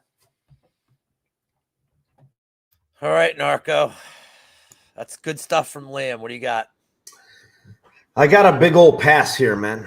A lot of questions to be answered. Guy is gone forever. Why the hell is he gone forever? Nobody knows.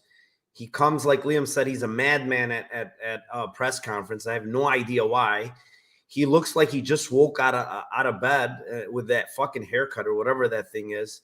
And then we see pictures of this guy living in like a trailer. I mean, I don't know what's going on with this guy, but there's a lot of red flags. I'll say that. I mean, at the end of the day, Charles Jourdain is a better MMA fighter, and it's not even close, right? The problem is, and I would bet Jourdain pretty big here. The problem is Jourdain gets taken down in almost every fucking fight.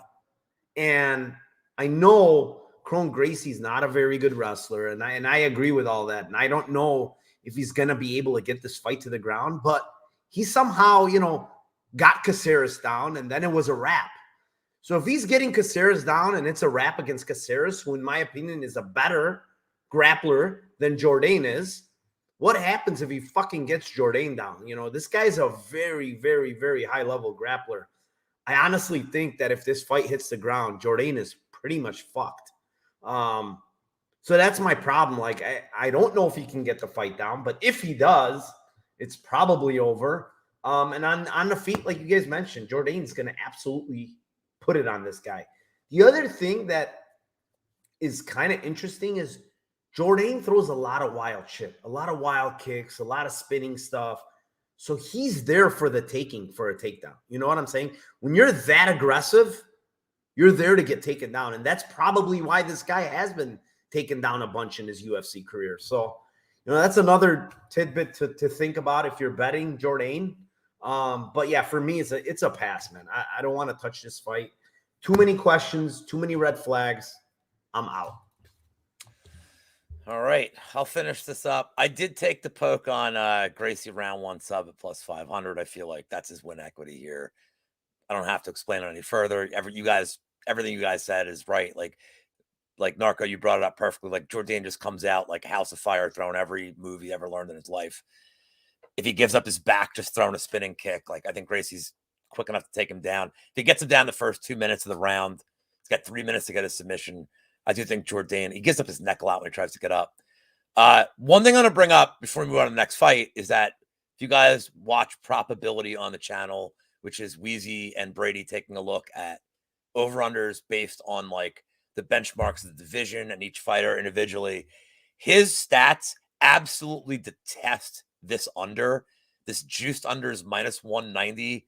And he thinks it's like as sweaty as it would be to take this over or a fight goes the distance, all his benchmark stats love it. So just something to throw out there. I know people have this myth that like Jourdain's this legendary round 3 lion, but like this is a dude that couldn't finish Andre Ewell, and he tried and he couldn't get him out of there. I mean, Jourdain is just not as big of a finisher as his flashy offense lends to. So if you're looking for like a weird alternate bet here, that over, man, I'm taking the Gracie round 1 sub because I think plus 500 is basically his money line for his equity, the way this fight should go, but not a huge amount of confidence. But we will move on. We are up to fight number 10, I believe. Movsar Evloev versus Diego Lopez, taking a break from singing and being the lead singer of Dashboard Confessional to take this fight on short notice. Very big of him. This line is now minus 850. Thank you, Wizz, for finally realizing I was cracking the joke. Minus 850 at the moment for Evloev. It opened at minus 600. Liam, it's not even like anything to add to this, or just are we all going to just move on from saying like Evloev's the side? Do you see like any path other than Evloev's decision here? Yeah. Oh, no, for sure. I mean, this guy's been TKO'd before twice. I do think that Evloev could probably pass his guard and potentially finish him with ground and pound in this fight. The guy's taking it on really short notice as well. Don't know exactly how prepared he was. Don't know how impaired he will be by a short notice weight cut. So I actually think that the common narrative here is Evloev decision. He's got 6 of them in a row, but this is actually a fight where, number one, the original indicator is the line, right? It opens a massive line as a favorite because, you know, it's very clear that he's the side that's likely to win this fight. The fight is clearly built around him in the sense that this guy wasn't going to be on the card. He was going to be on the card. So I feel like everything here points to Evloev, and to me, it actually points to him inside the distance. So I don't know that he has the submission chops to beat this guy on the ground with pure subs, though I do think he will have the gall to attempt them. Knowing Evloev, he goes for subs in the early going of his fights often, but I do think he's got the wrestling advantage here. The other guy tends to pull guard at times in his fights, end up on his back a lot. So I just feel like he's going to be underneath, absorbing a lot of pressure from a big featherweight, and I don't know that he's going to hold up for the full 15. All right. Narco, literally any value on betting this, or just we moving on? Yeah, actually, I totally agree with Liam. These are actually fights I tend to target from a prop perspective, just because when I'm looking at this fight, right, you're lining up. This happened like last week in Cage Warriors, and I said it. It's literally the same line right now. When you look at a guy that's lined at minus 1100, and you're getting, I don't know what the ITD is going to be because there's no lines out, but you're getting the under 2.5, okay, at minus 120, okay? Something is off there. Like a guy to be minus 1100 is usually has a lot of finishing equity, right? That's why he's minus 1100, because if the fight's going to decision, it's very hard for guys to cover minus 1100s. It just is.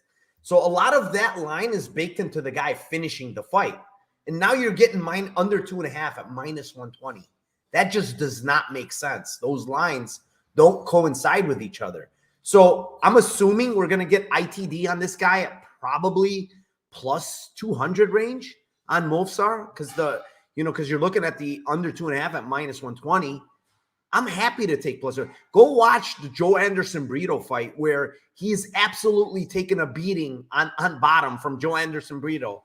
And this guy's takedown defense is not very good. He's getting taken down very easily by Brito.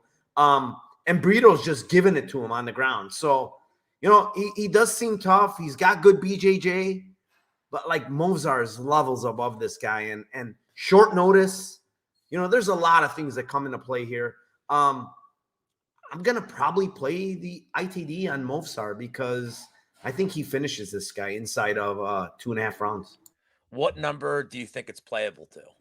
Well, I think it's going to be somewhere in the 200 range, to be honest. If the under 2.5 is minus 120, I don't see it being that short. It has to be somewhere plus 80, plus 200. I'm happy to take it. Okay. So I won't add much more to what Liam and Narco said. I parlayed him, as I said earlier, with my square juice parlay. I mean, I don't see the only thing I'm looking at is like who's going to have the worst haircut, Lopes or Zalgas, because Lopes is contending, man. This is this mop is atrocious. And maybe I'm jealous as a guy with like no hair, but like, come on, bro. Like somebody had to tell you, like, this is not a good look. Wizz, how many units do you have on Diego Lopes? Dude, I feel like you guys missed out on the biggest thing in this fight. Have you seen this guy, Diego Lopez's tattoo on his chest? Brutal. Brutal. Dream, believe, and make it happen. That he should automatically be like a minus 500 here. No, nothing to add. You guys, I feel like you summed it up pretty well, and I had the same exact points. I just think Evloev decision does have some value. I don't know how opportune of a finisher Evloev is, but we'll have to wait and see. But yeah, I mean, Evloev is gonna win. Woo, shocking take. Good take from Wizz. Vegas Dave. Max bet. We will move on to the third from the top fight at 115 at strawweight. Jessica Andrade coming back down to 115 against Yan Janan. I hope I'm pronouncing that right. Her nickname's Nine. We'll just call her Yan for the sake of this. Narco, you are up. Yan still, I believe, plus 160 coming into this fight. Andrade close to around minus 200. Yeah, this is probably one of my most biggest takes on this card. And I know it's against almost everybody that I've seen because everybody I believe is on Yan. But I love Andrade in this spot. And the main reason is physicality. Yan, just not physical at all, man. Like when I go back and watch her fight against Marina Rodriguez, who to me is an absolute noodle. Marina Rodriguez is giving it to this girl in the clinch, like elbows, holding her against the fence, doing whatever she wants to her. You know, you go back and watch Cookie Monster, right? Who the fuck does she finish? Who does she? Yeah, she gets girls down, but who does she finish? She absolutely ragdolled Yanan on the ground, fucking put her in the crucifix 2 different times, beat her the fuck up in the first round, then finished her in the second. Then you got, the Claudia Gadelha fight in the first round. Gadelia's doing whatever she wants with this girl. And to me, when I look at the pictures, like when girls are physical with her, she just doesn't have the physicality to deal with it. Now you're talking about one of the most physical girls, strength-wise, coming down to 115, right? Going to face this girl that's not very physical, man. And she might fucking pick this girl up and slam her on her head like she did to Rose Namajunas and fucking knock her out with a slam. Because I honestly think that the difference in physicality here is a huge, huge thing. The one thing that I will say is, Zhao Yanan has very good striking. Like she's on the outside throwing a lot of volume. All of that is nice and dandy. But when you look at Andrade, when she's facing girls similar to her, Caitlin Chukagian, right?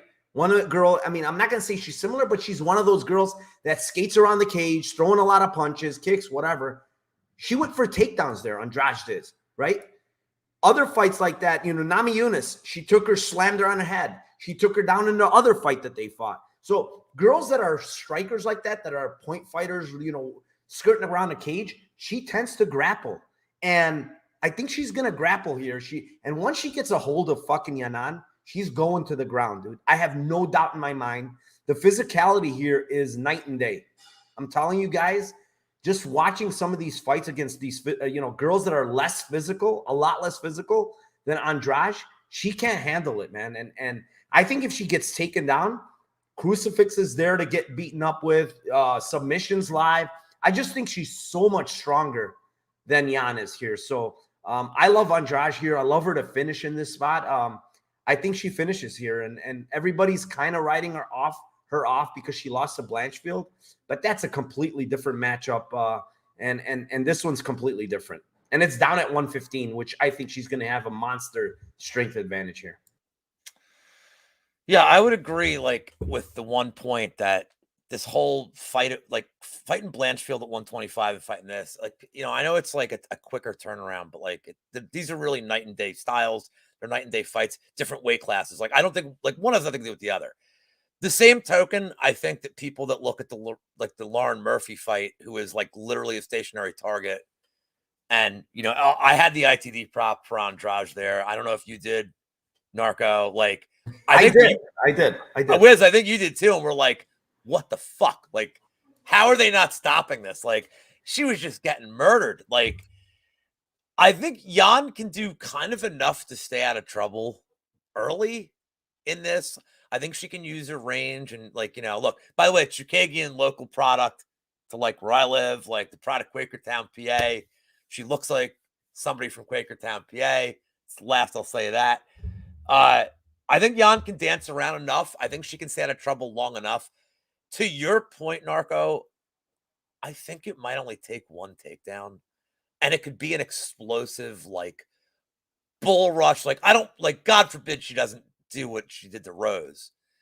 But that kind of, like, explosive, raw, like, fuck this. I'm just running at you and, like, whatever I want to do and chuck her.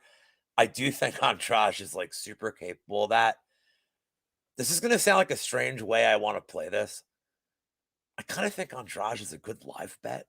I think Jan could keep it close enough in that first round to make it super dicey. I just don't want to bet on it. Like, if you're going to play Andrade, I do like the in the distance look. You're getting plus money.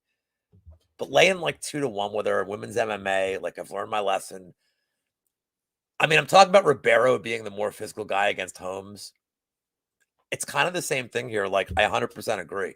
Andrade is just, like, so much more physical that she may only need to win one moment in the round to win the round. I just want a better price. So I'm picking up, for the sake of the show, I'm picking Andrade. I didn't bet, like, if the Jan number, like, skyrockets, we get, like, if people start parlaying Andrade, like, on fight day, and this thing gets to, like, plus 210, I think I have to take a shot at it. Just play a numbers game. But right now, I don't love the number. Wizz, what do you got?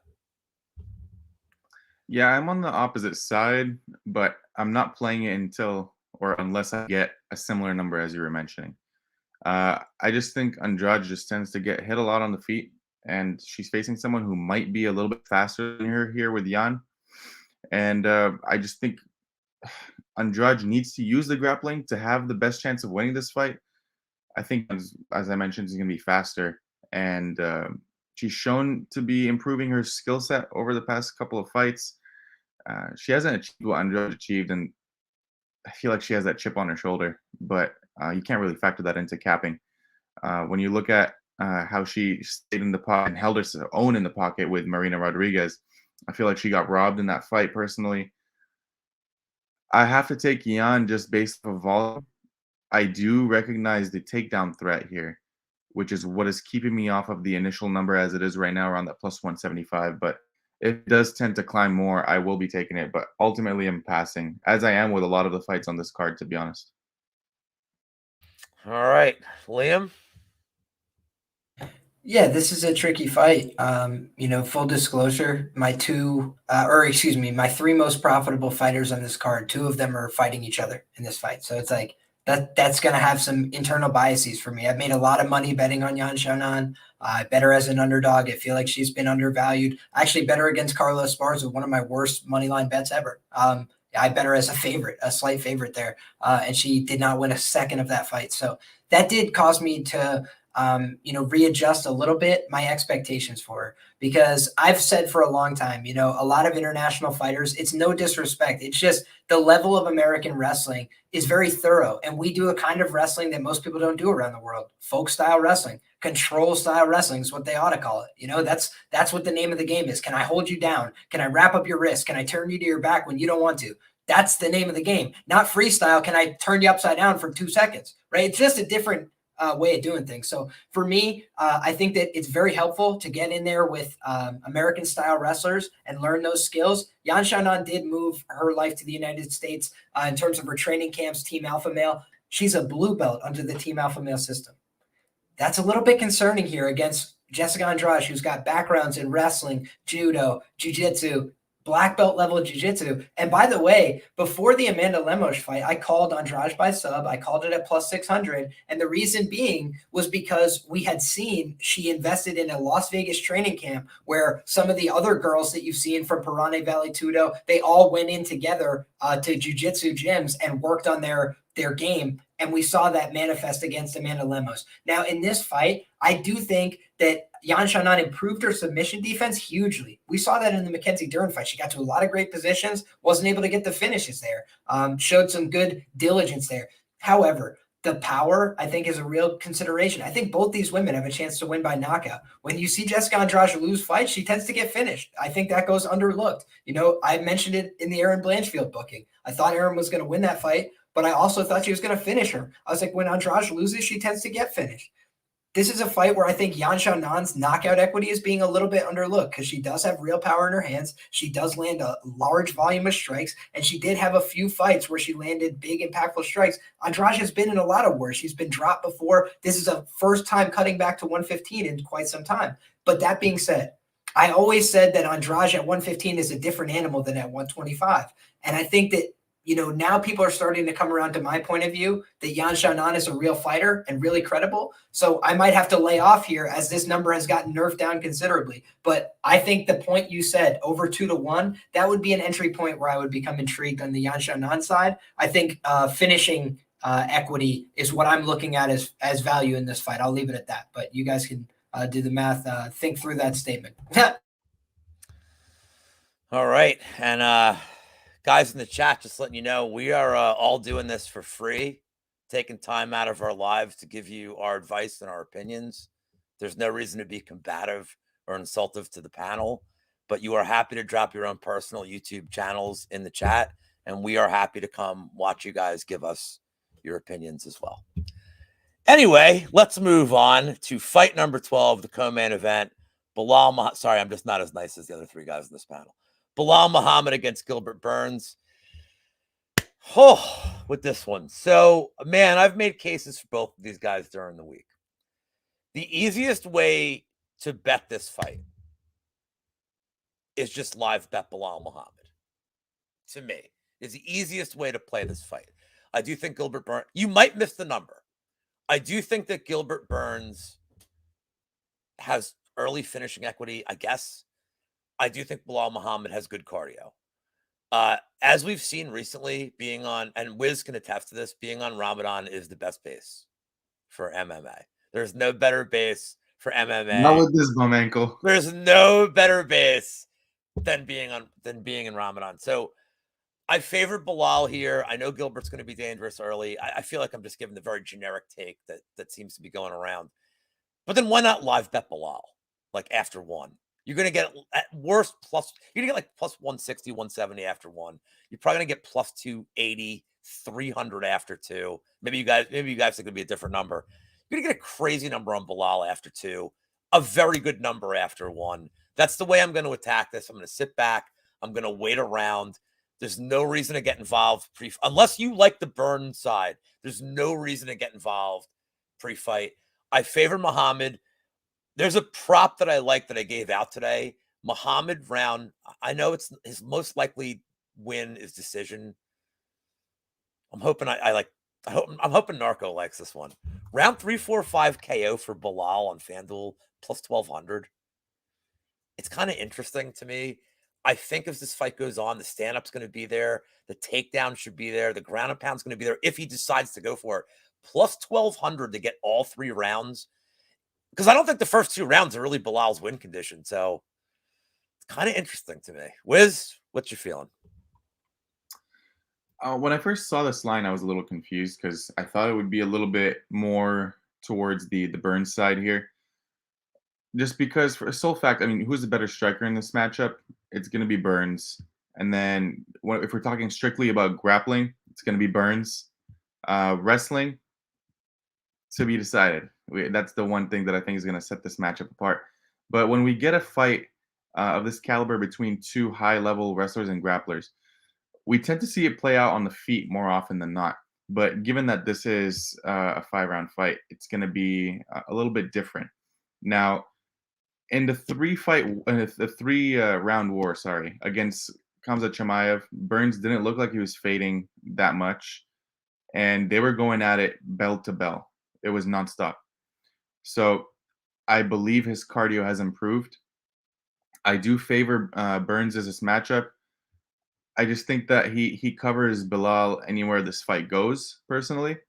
I haven't placed a bet on Burns yet, but I likely will be placing a money line bet on Burns. I just don't really rate Bilal's skill set as highly as I do with Burns. And when you're looking at the strength of schedule, I just think Burns' schedule trumps Bilal's. And when you look at the fight that Bilal had against Leon Edwards, and in no way am I comparing Leon Edwards' striking to Gilbert Burns, but Bilal Muhammad didn't really look all that good in that fight. He was getting pieced up on the feet, and he just kept trying to shoot takedowns, and it just was not working. I think the same is going to happen here, and I don't even think he's going to try and shoot as many takedowns given the BJJ acumen of Burns. So give me Burns money line in this matchup, but I haven't really placed a bet yet. Yeah, so before I move on to Liam, I just want to let you know, Shark, if you guys don't know Shark, go follow him. He's one of my favorite people in the community. He's fucking with my head this week with some of these comments, and he's got some very interesting takes that I'll keep like to myself at the moment about the camps that went into this. And he's such a good dude, but goddamn, I hate being on the opposite side of him. I hate it. Liam, go ahead. Yeah, this is another tricky fight as far as I'm concerned. You know, a lot of closely lined fights on this fight card, and a lot of fights that I think are duly lined close. I think there's a lot of live underdogs. I mentioned right off the top, that's kind of how I view this fight card. I don't think it's one underdog to break the books for everybody. It's kind of just, to me, a mishmash. You know, how many of these dogs are going to come through? I'm not sure, but I would be a little bit surprised if it's not 3 or 4, you know? And I think that this is another live underdog in Bilal Muhammad. How could you deny him at a certain point in terms of his production in the underdog category? The guy's constantly doubted, constantly disrespected. Nobody thinks he's going to win. And then he wins again and he makes them more money. So it's just like the Bilal backers have been just sitting there like, guys, don't tell anybody. It's like their own secret to wealth and opportunity. Just, no, we just had to wait again and bet him again. And basically he's just been printing you over this last little run. Now for Gilbert Burns, I kind of said, you know, the Neil Magny fight, I felt like if if Gilbert didn't win that fight and win it inside the distance, he had to retire. You know, he just had to move on with his career because, like, that's a bread and butter matchup. That is a shark of Brazilian Jiu-Jitsu of the highest order against a fish, a guy who there's training footage of Khamzat Chimaev, like looking off in the distance, like armbar here, triangle there. Like, which one do I want to do next? Like, should I try a Peruvian necktie? He's like literally going through his Rolodex in his head. Like, which move should I try? And I don't think that we're going to see anything like that. Bilal Muhammad, he's never been submitted. He's an extremely tough guy as well. I don't think you're going to break him mentally. I don't think you're going to make him quit. So then the question becomes, are you going to knock him unconscious, which Gilbert Burns is capable of doing, but I don't think he's a lock to do that by any means. I think that would be wishful thinking a little bit. Bilal is a pretty tough guy. He's fought Vicente Luque. I used to call him the death dealer of the division. I feel like Bilal broke him mentally in that rematch, switched stances on him, made it more complicated, used kicks to the leg, made it a really hard fight for Vicente, and took away what otherwise was a guy primed for a title shot. Everybody forgets that now because he got knocked out by Jeff Neal in a subsequent fight. But I feel like Jeff Neal got to know, oh, wow, if I stand in southpaw, this guy's screwed, because that's what we saw from Bilal. So Bilal is a very smart fighter. He's going to have a very cerebral approach to this fight. I think he's a good career manager. I think this is a tough turnaround for Gilbert Burns to make. He's fought a lot. He's been very active. He's an older guy. He's making another weight cut as well. I think Shark made a great point about the weight cut for Bilal, but I think in the end, Bilal only accepted it because he's doing the calculus. Wait, this guy's got to cut weight too. He just did it 2 weeks ago. I feel like this is going to be a fight where Bilal Muhammad is not better at any one aspect of MMA, but he's tough, he's gritty, he's a little bit younger, he's maybe a touch fresher, and he is a winner. And I think he could find a way to win this fight down the stretch. We've seen Gilbert fall short a couple times before. Really like the guy. Nice, easy to root for, cool guy. But also, you know, kind of when you start examining that win streak at 170 that led to the title shot with a fine-tooth comb, I think you can understand why Kamaru Usman knocked him out with a jab. I predicted that he was going to get finished by Kamaru in that fight back in 2021, and I said he does not have 5-round cardio. I'm not sure exactly what's changed. He went 3 rounds with Jorge Masvidal. He's done a couple of things. He went 5 with Tyron Woodley, who doesn't throw punches. So I feel like this is a new, realm for him. Can he push after just going, 15 hard minutes 3 weeks ago? Can he do it again? Now, I don't. It's a lot to ask for me against Bilal. Bilal, remember the cardio Muhammad. I feel like he's going to get the win here. But I also think what we saw from him against Sean Brady was just tough, rugged, come forward pressure. And that could get him knocked out, but that could get him an early finish here too. I don't think Gilbert has a great chin. I do think people are forgetting about that a little bit. And I think Kamaru had more power than Bilal, obviously. But it's an accumulation. This is not a sport where you get some back. It's not the damage bar going up and down. I feel like Gilbert is susceptible to being knocked out. He always has been. And I think that this is another matchup where he will be tested by a guy who's a dog. So great fight. I'm excited for this one. But I think it's a dog or pass situation. Very interesting. And before I get to Narco, I want to say that, like, for those of you that play DFS that watch this, I don't remember ever seeing a main event and a co-main event that were 5 rounds each, and the highest salary of the 4 people was 8,200. Like, the main event is literally 8,100, 8,100. Incredibly rare. And the co-main event is the 8,000 fight. It's crazy. There's a lot of shows out there, including a couple on this channel, talking about like how to roster that, but just crazy how like razor thin margins we have. Narco, you got strong takes on this co-main? I honestly don't.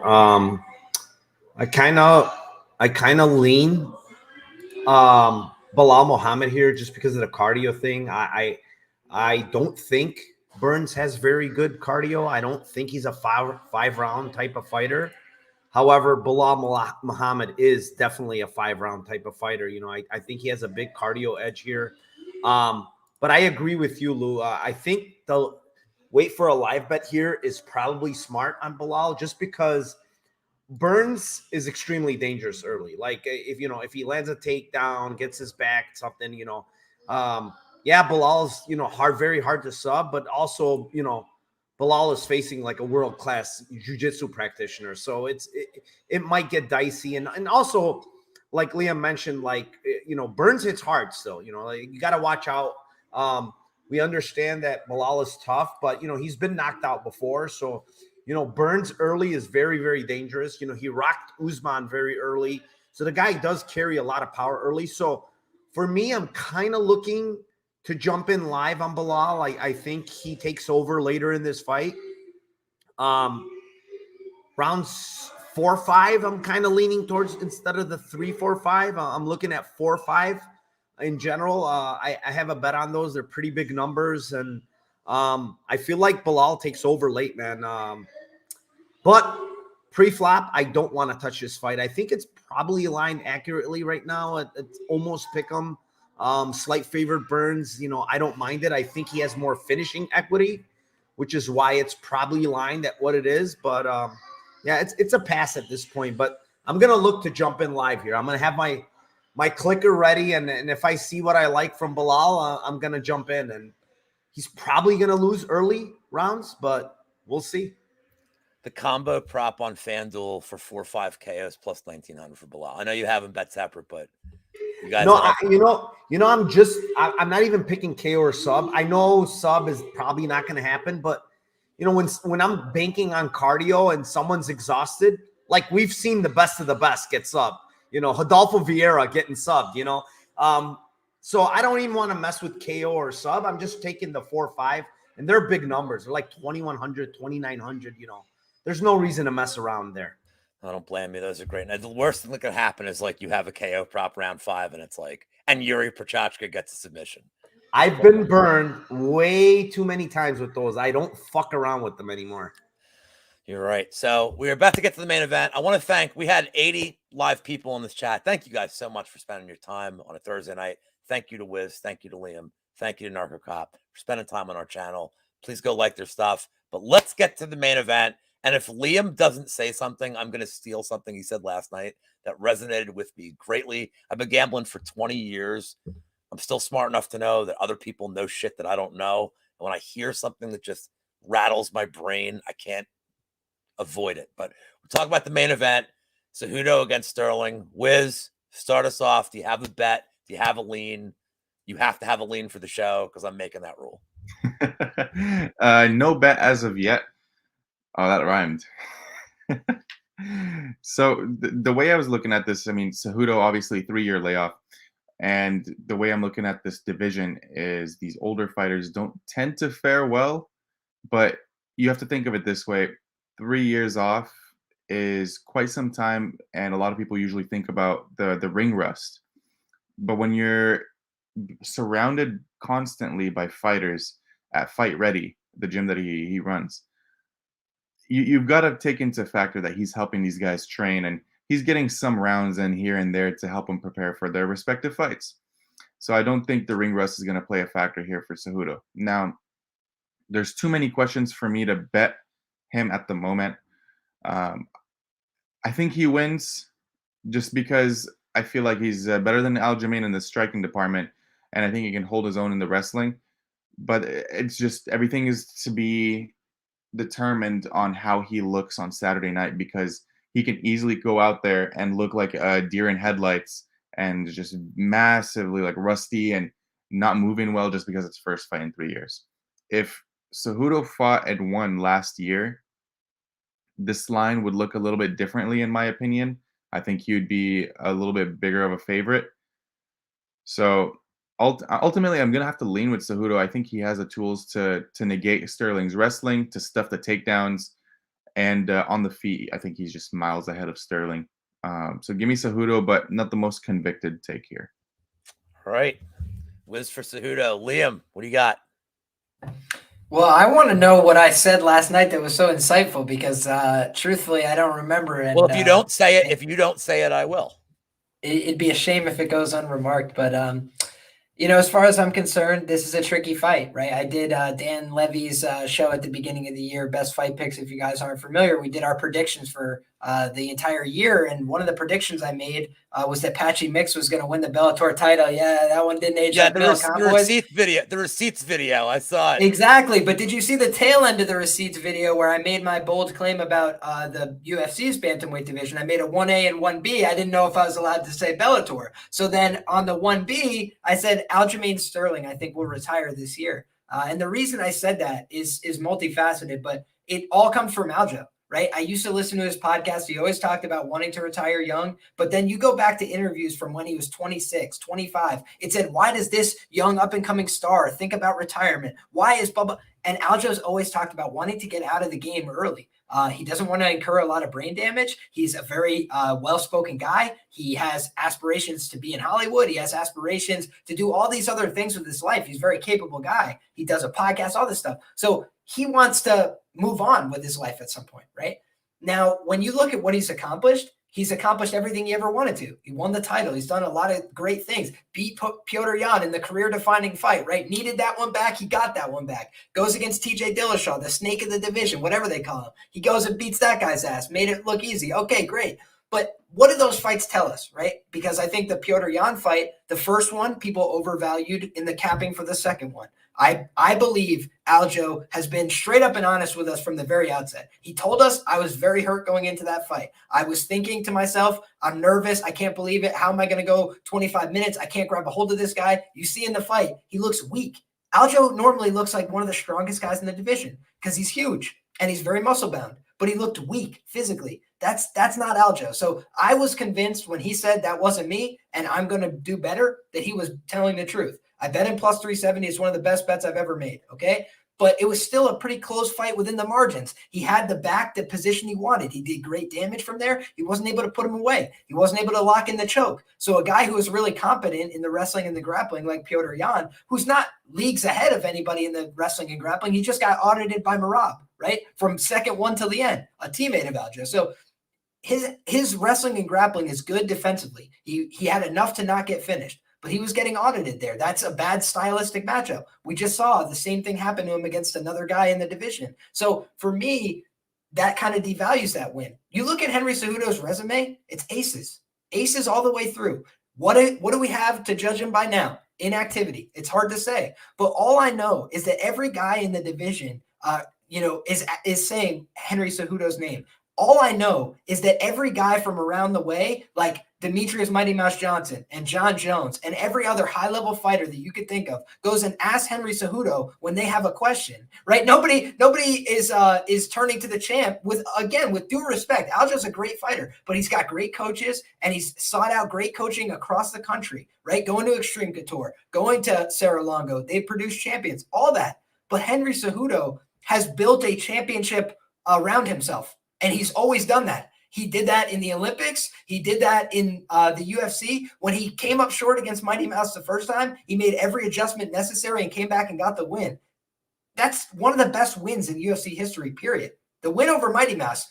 And it was by hook or by crook. To beat the GOAT in their prime, when it's all said and done, it takes a little bit of luck and a little bit of it, but he did everything right. And for me, Henry Cejudo is just such a hard guy to bet against. How do you bet against the consummate competitor? How do you bet against the guy who has the best wrestling in the division, right? What does Aljo lord over everybody? The fact that he had the best wrestling in the division among active competitors. That's a great idea. Use the advantage you have. But I don't think he has that advantage here. So I think he needs a standing back take. He needs to be opportunistic, or he needs to win this fight on the feet.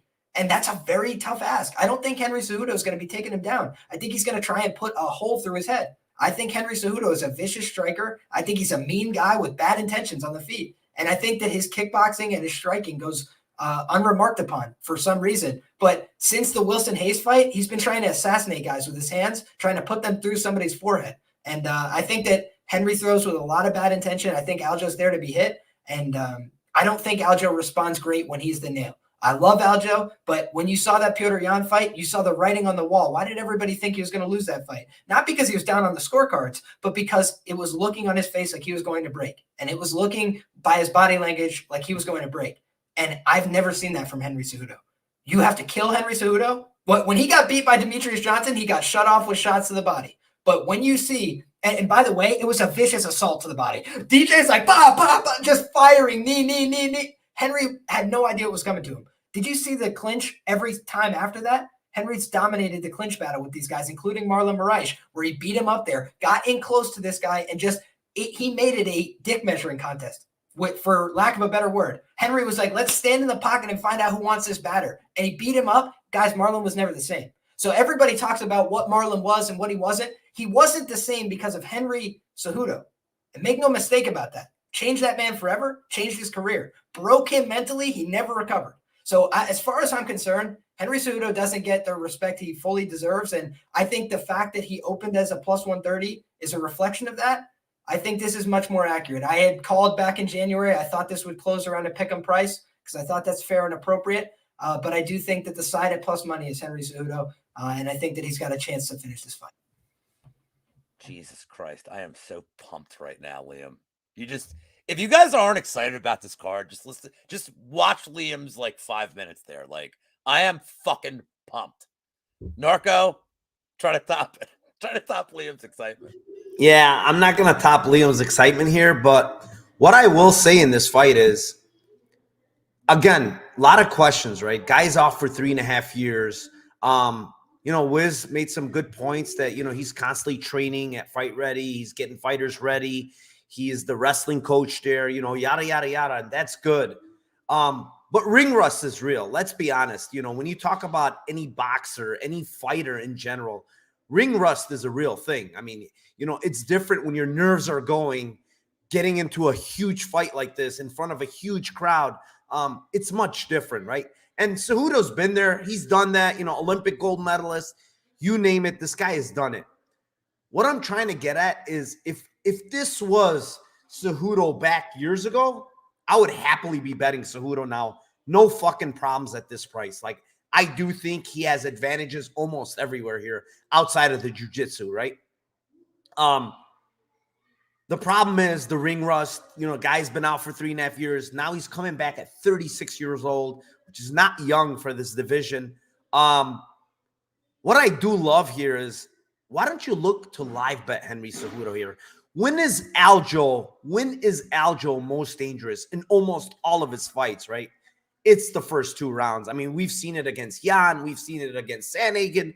We see it over and over and over again with Aljo. He's very dangerous early. So why not just wait and get maybe even a better price on Henry Cejudo, a guy that, you know, kind of doesn't start out very fast. He kind of downloads information. The one thing with Henry Cejudo that I see really impressed me is, man, his striking has come such a long way, man. This guy, you're talking about a guy that's a gold medalist wrestler. Do you know how hard it is to be wrestling all your life and then come back and be having this karate stance, switching stances, and fucking being that good of a striker? It's almost incredible, dude. Like, and the guy did it. He really did. Like, this guy's a really good striker that can switch stances. He can fight southpaw. He can fight orthodox. He fucking leg kicks like a motherfucker. You know, on and again. And what's Aljo's advantage here? He needs to get this fight to the ground to get his back, because on the feet, Aljo throws a lot of volume. I get it. But, you know, he's not the most technical guy. And the one thing that I constantly look at with Aljo, and it does not change, guys, he's got shit cardio for 5 rounds. I'm telling you, the Yan fight, it was, if you were to script a fight for fucking Aljo and say, how do you want this fight to go? Can I get a back take in round 1? Can I get a back take in round 2? He got both of them. And fucking still gassed in that damn fight. Like, how do you gas out in that fight that wasn't really a high pace? He had his fucking back. He did whatever he wanted to Yan in those 2 rounds, and he still gassed in that fight. The guy just doesn't have good cardio, and his wrestling is just not going to work here, in my opinion. Like Liam said, maybe a standing back take, right? That's about all, man. You're not getting Cejudo down or keeping him down. I can almost assure you that. So, I'm sorry about that. That's my son going Everybody's crazy. getting fired up. Yeah, my son's fired up now. So, they all heard Liam's breakdown. Yeah, I mean, at the end of the day, I like Cejudo here if I'm going to play a side. But I'm going to wait for a live line. I'm going to probably jump on Cejudo here, man. Like, all-around MMA fighter, I do think Cejudo's the better all-around fighter here. I think he's the better striker technically. And, I mean, his wrestling is fucking next level, dude. Like, you can't deny it. So, give me Henry Cejudo here, but I'm going to wait for a live line. And late round props, because I really like those on the Henry Cejudo side. Well, I wouldn't have guessed that the two of you would have this more excitable breakdown than me, the known lunatic of the space. And I can't top it. I'm not going to try to top it. Liam, let's talk about what you said last night. Hey, we got 5 in the panel. Liam, let me talk about what you said. I will now. Mini Narco. I'll temper my language. I'm an adult. Liam, I want to talk about what you said last night. So I've been leaning Cejudo all the way. I'm going to make it 4 for 4 on the Cejudo side. And, you know, Mike said, I agree with Lou. Take Bilal live. I agree with Mike. I think you take Cejudo live here and get a better number.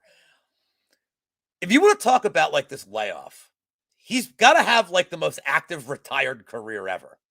Like, but what Liam said, and he just said it now, and he said it last night, I think is one of the more prominent things to know. He's the most intelligent guy. He is revered. His intelligence is revered so much that not only John Jones, who's like perhaps the GOAT of all time, but Demetrius Johnson, who they had a like massive rivalry, and you could argue that Cejudo like stole the second one. Very close fight, not putting that on razor thin margins the second fight. That Demetrius Johnson looks at him and like, hey man, like help me. It's amazing. He's made fight ready a big deal. Like the guy for a retired guy, he's the most active retired guy ever. I like Cejudo here, and I'm going to add one more point. I don't have any. This is just me posturing. With Cejudo's intelligence, he's a smart dude. He picks his spots well. He hasn't been thinking about this fight for the last 3 months. He's been thinking about this fight for 3 years, for 2 years, 2 to 3 years. He's been game planning because I think this is just what he likes to do. It is the challenge in his mind. He I don't want to say manifests, but he looks at these potential matchups over the years when even when he's retired. How would I approach this? How would I beat this guy? He's training people to beat these people. You don't think he's envisioned how he's going to beat these people? Sterling. He probably has a written game plan for Sanhagen. For all these guys. He's like, since that Sanhagen Sterling fight, he probably like, whoever wins this, I'm going to have to game. This guy's been 5 steps ahead in terms of like the mental game. And I think he knows exactly what he has to do here. I think he knows he might get taken down early. I think he knows he's going to have to adjust. He's going to have to avoid. If you don't think he's been like practicing every day, the best way to get out of a backpack, that's probably what he's spending 4 hours down. This guy is a brilliant man. Whatever you think of his personality, this man is brilliant. And he's going to show it. I think physicality here, I guess Sterling slightly, but not enough for me to swing my play at all here. I'm with Narco completely. I think the late round props are great. I did look at the round 3, 4, 5 there too. It's plus 800. It's okay. It's not bad, to be honest.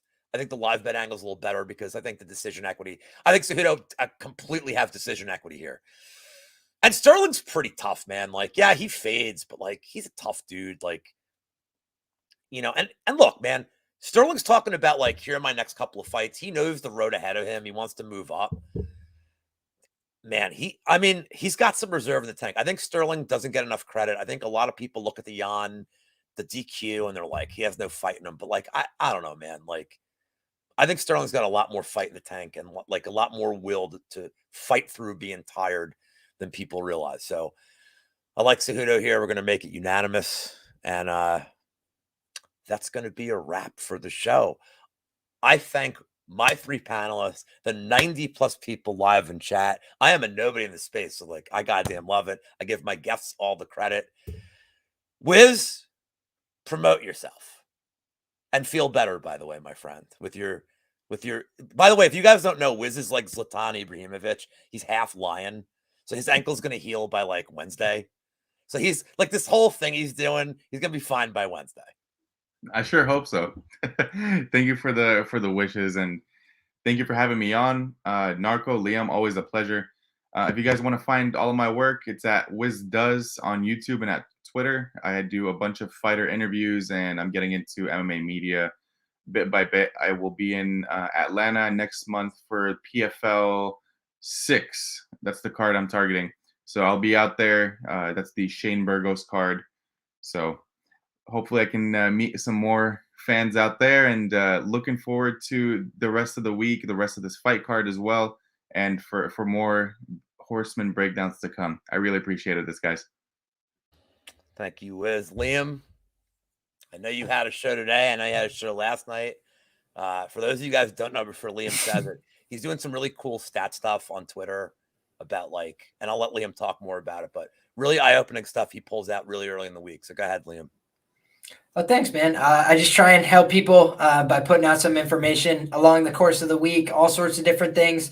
You can find all my stuff everywhere at Liam Picks Fights. And I truly appreciate the support, guys. It was a pleasure. Always a pleasure with you fellas. I've talked way too much about these damn fights now. I need some of them to take place and get some resolution in my life. But yeah, I feel good overall about the reads. Going to do one last circle through on some of these fights. But yeah, I feel like it's a good card.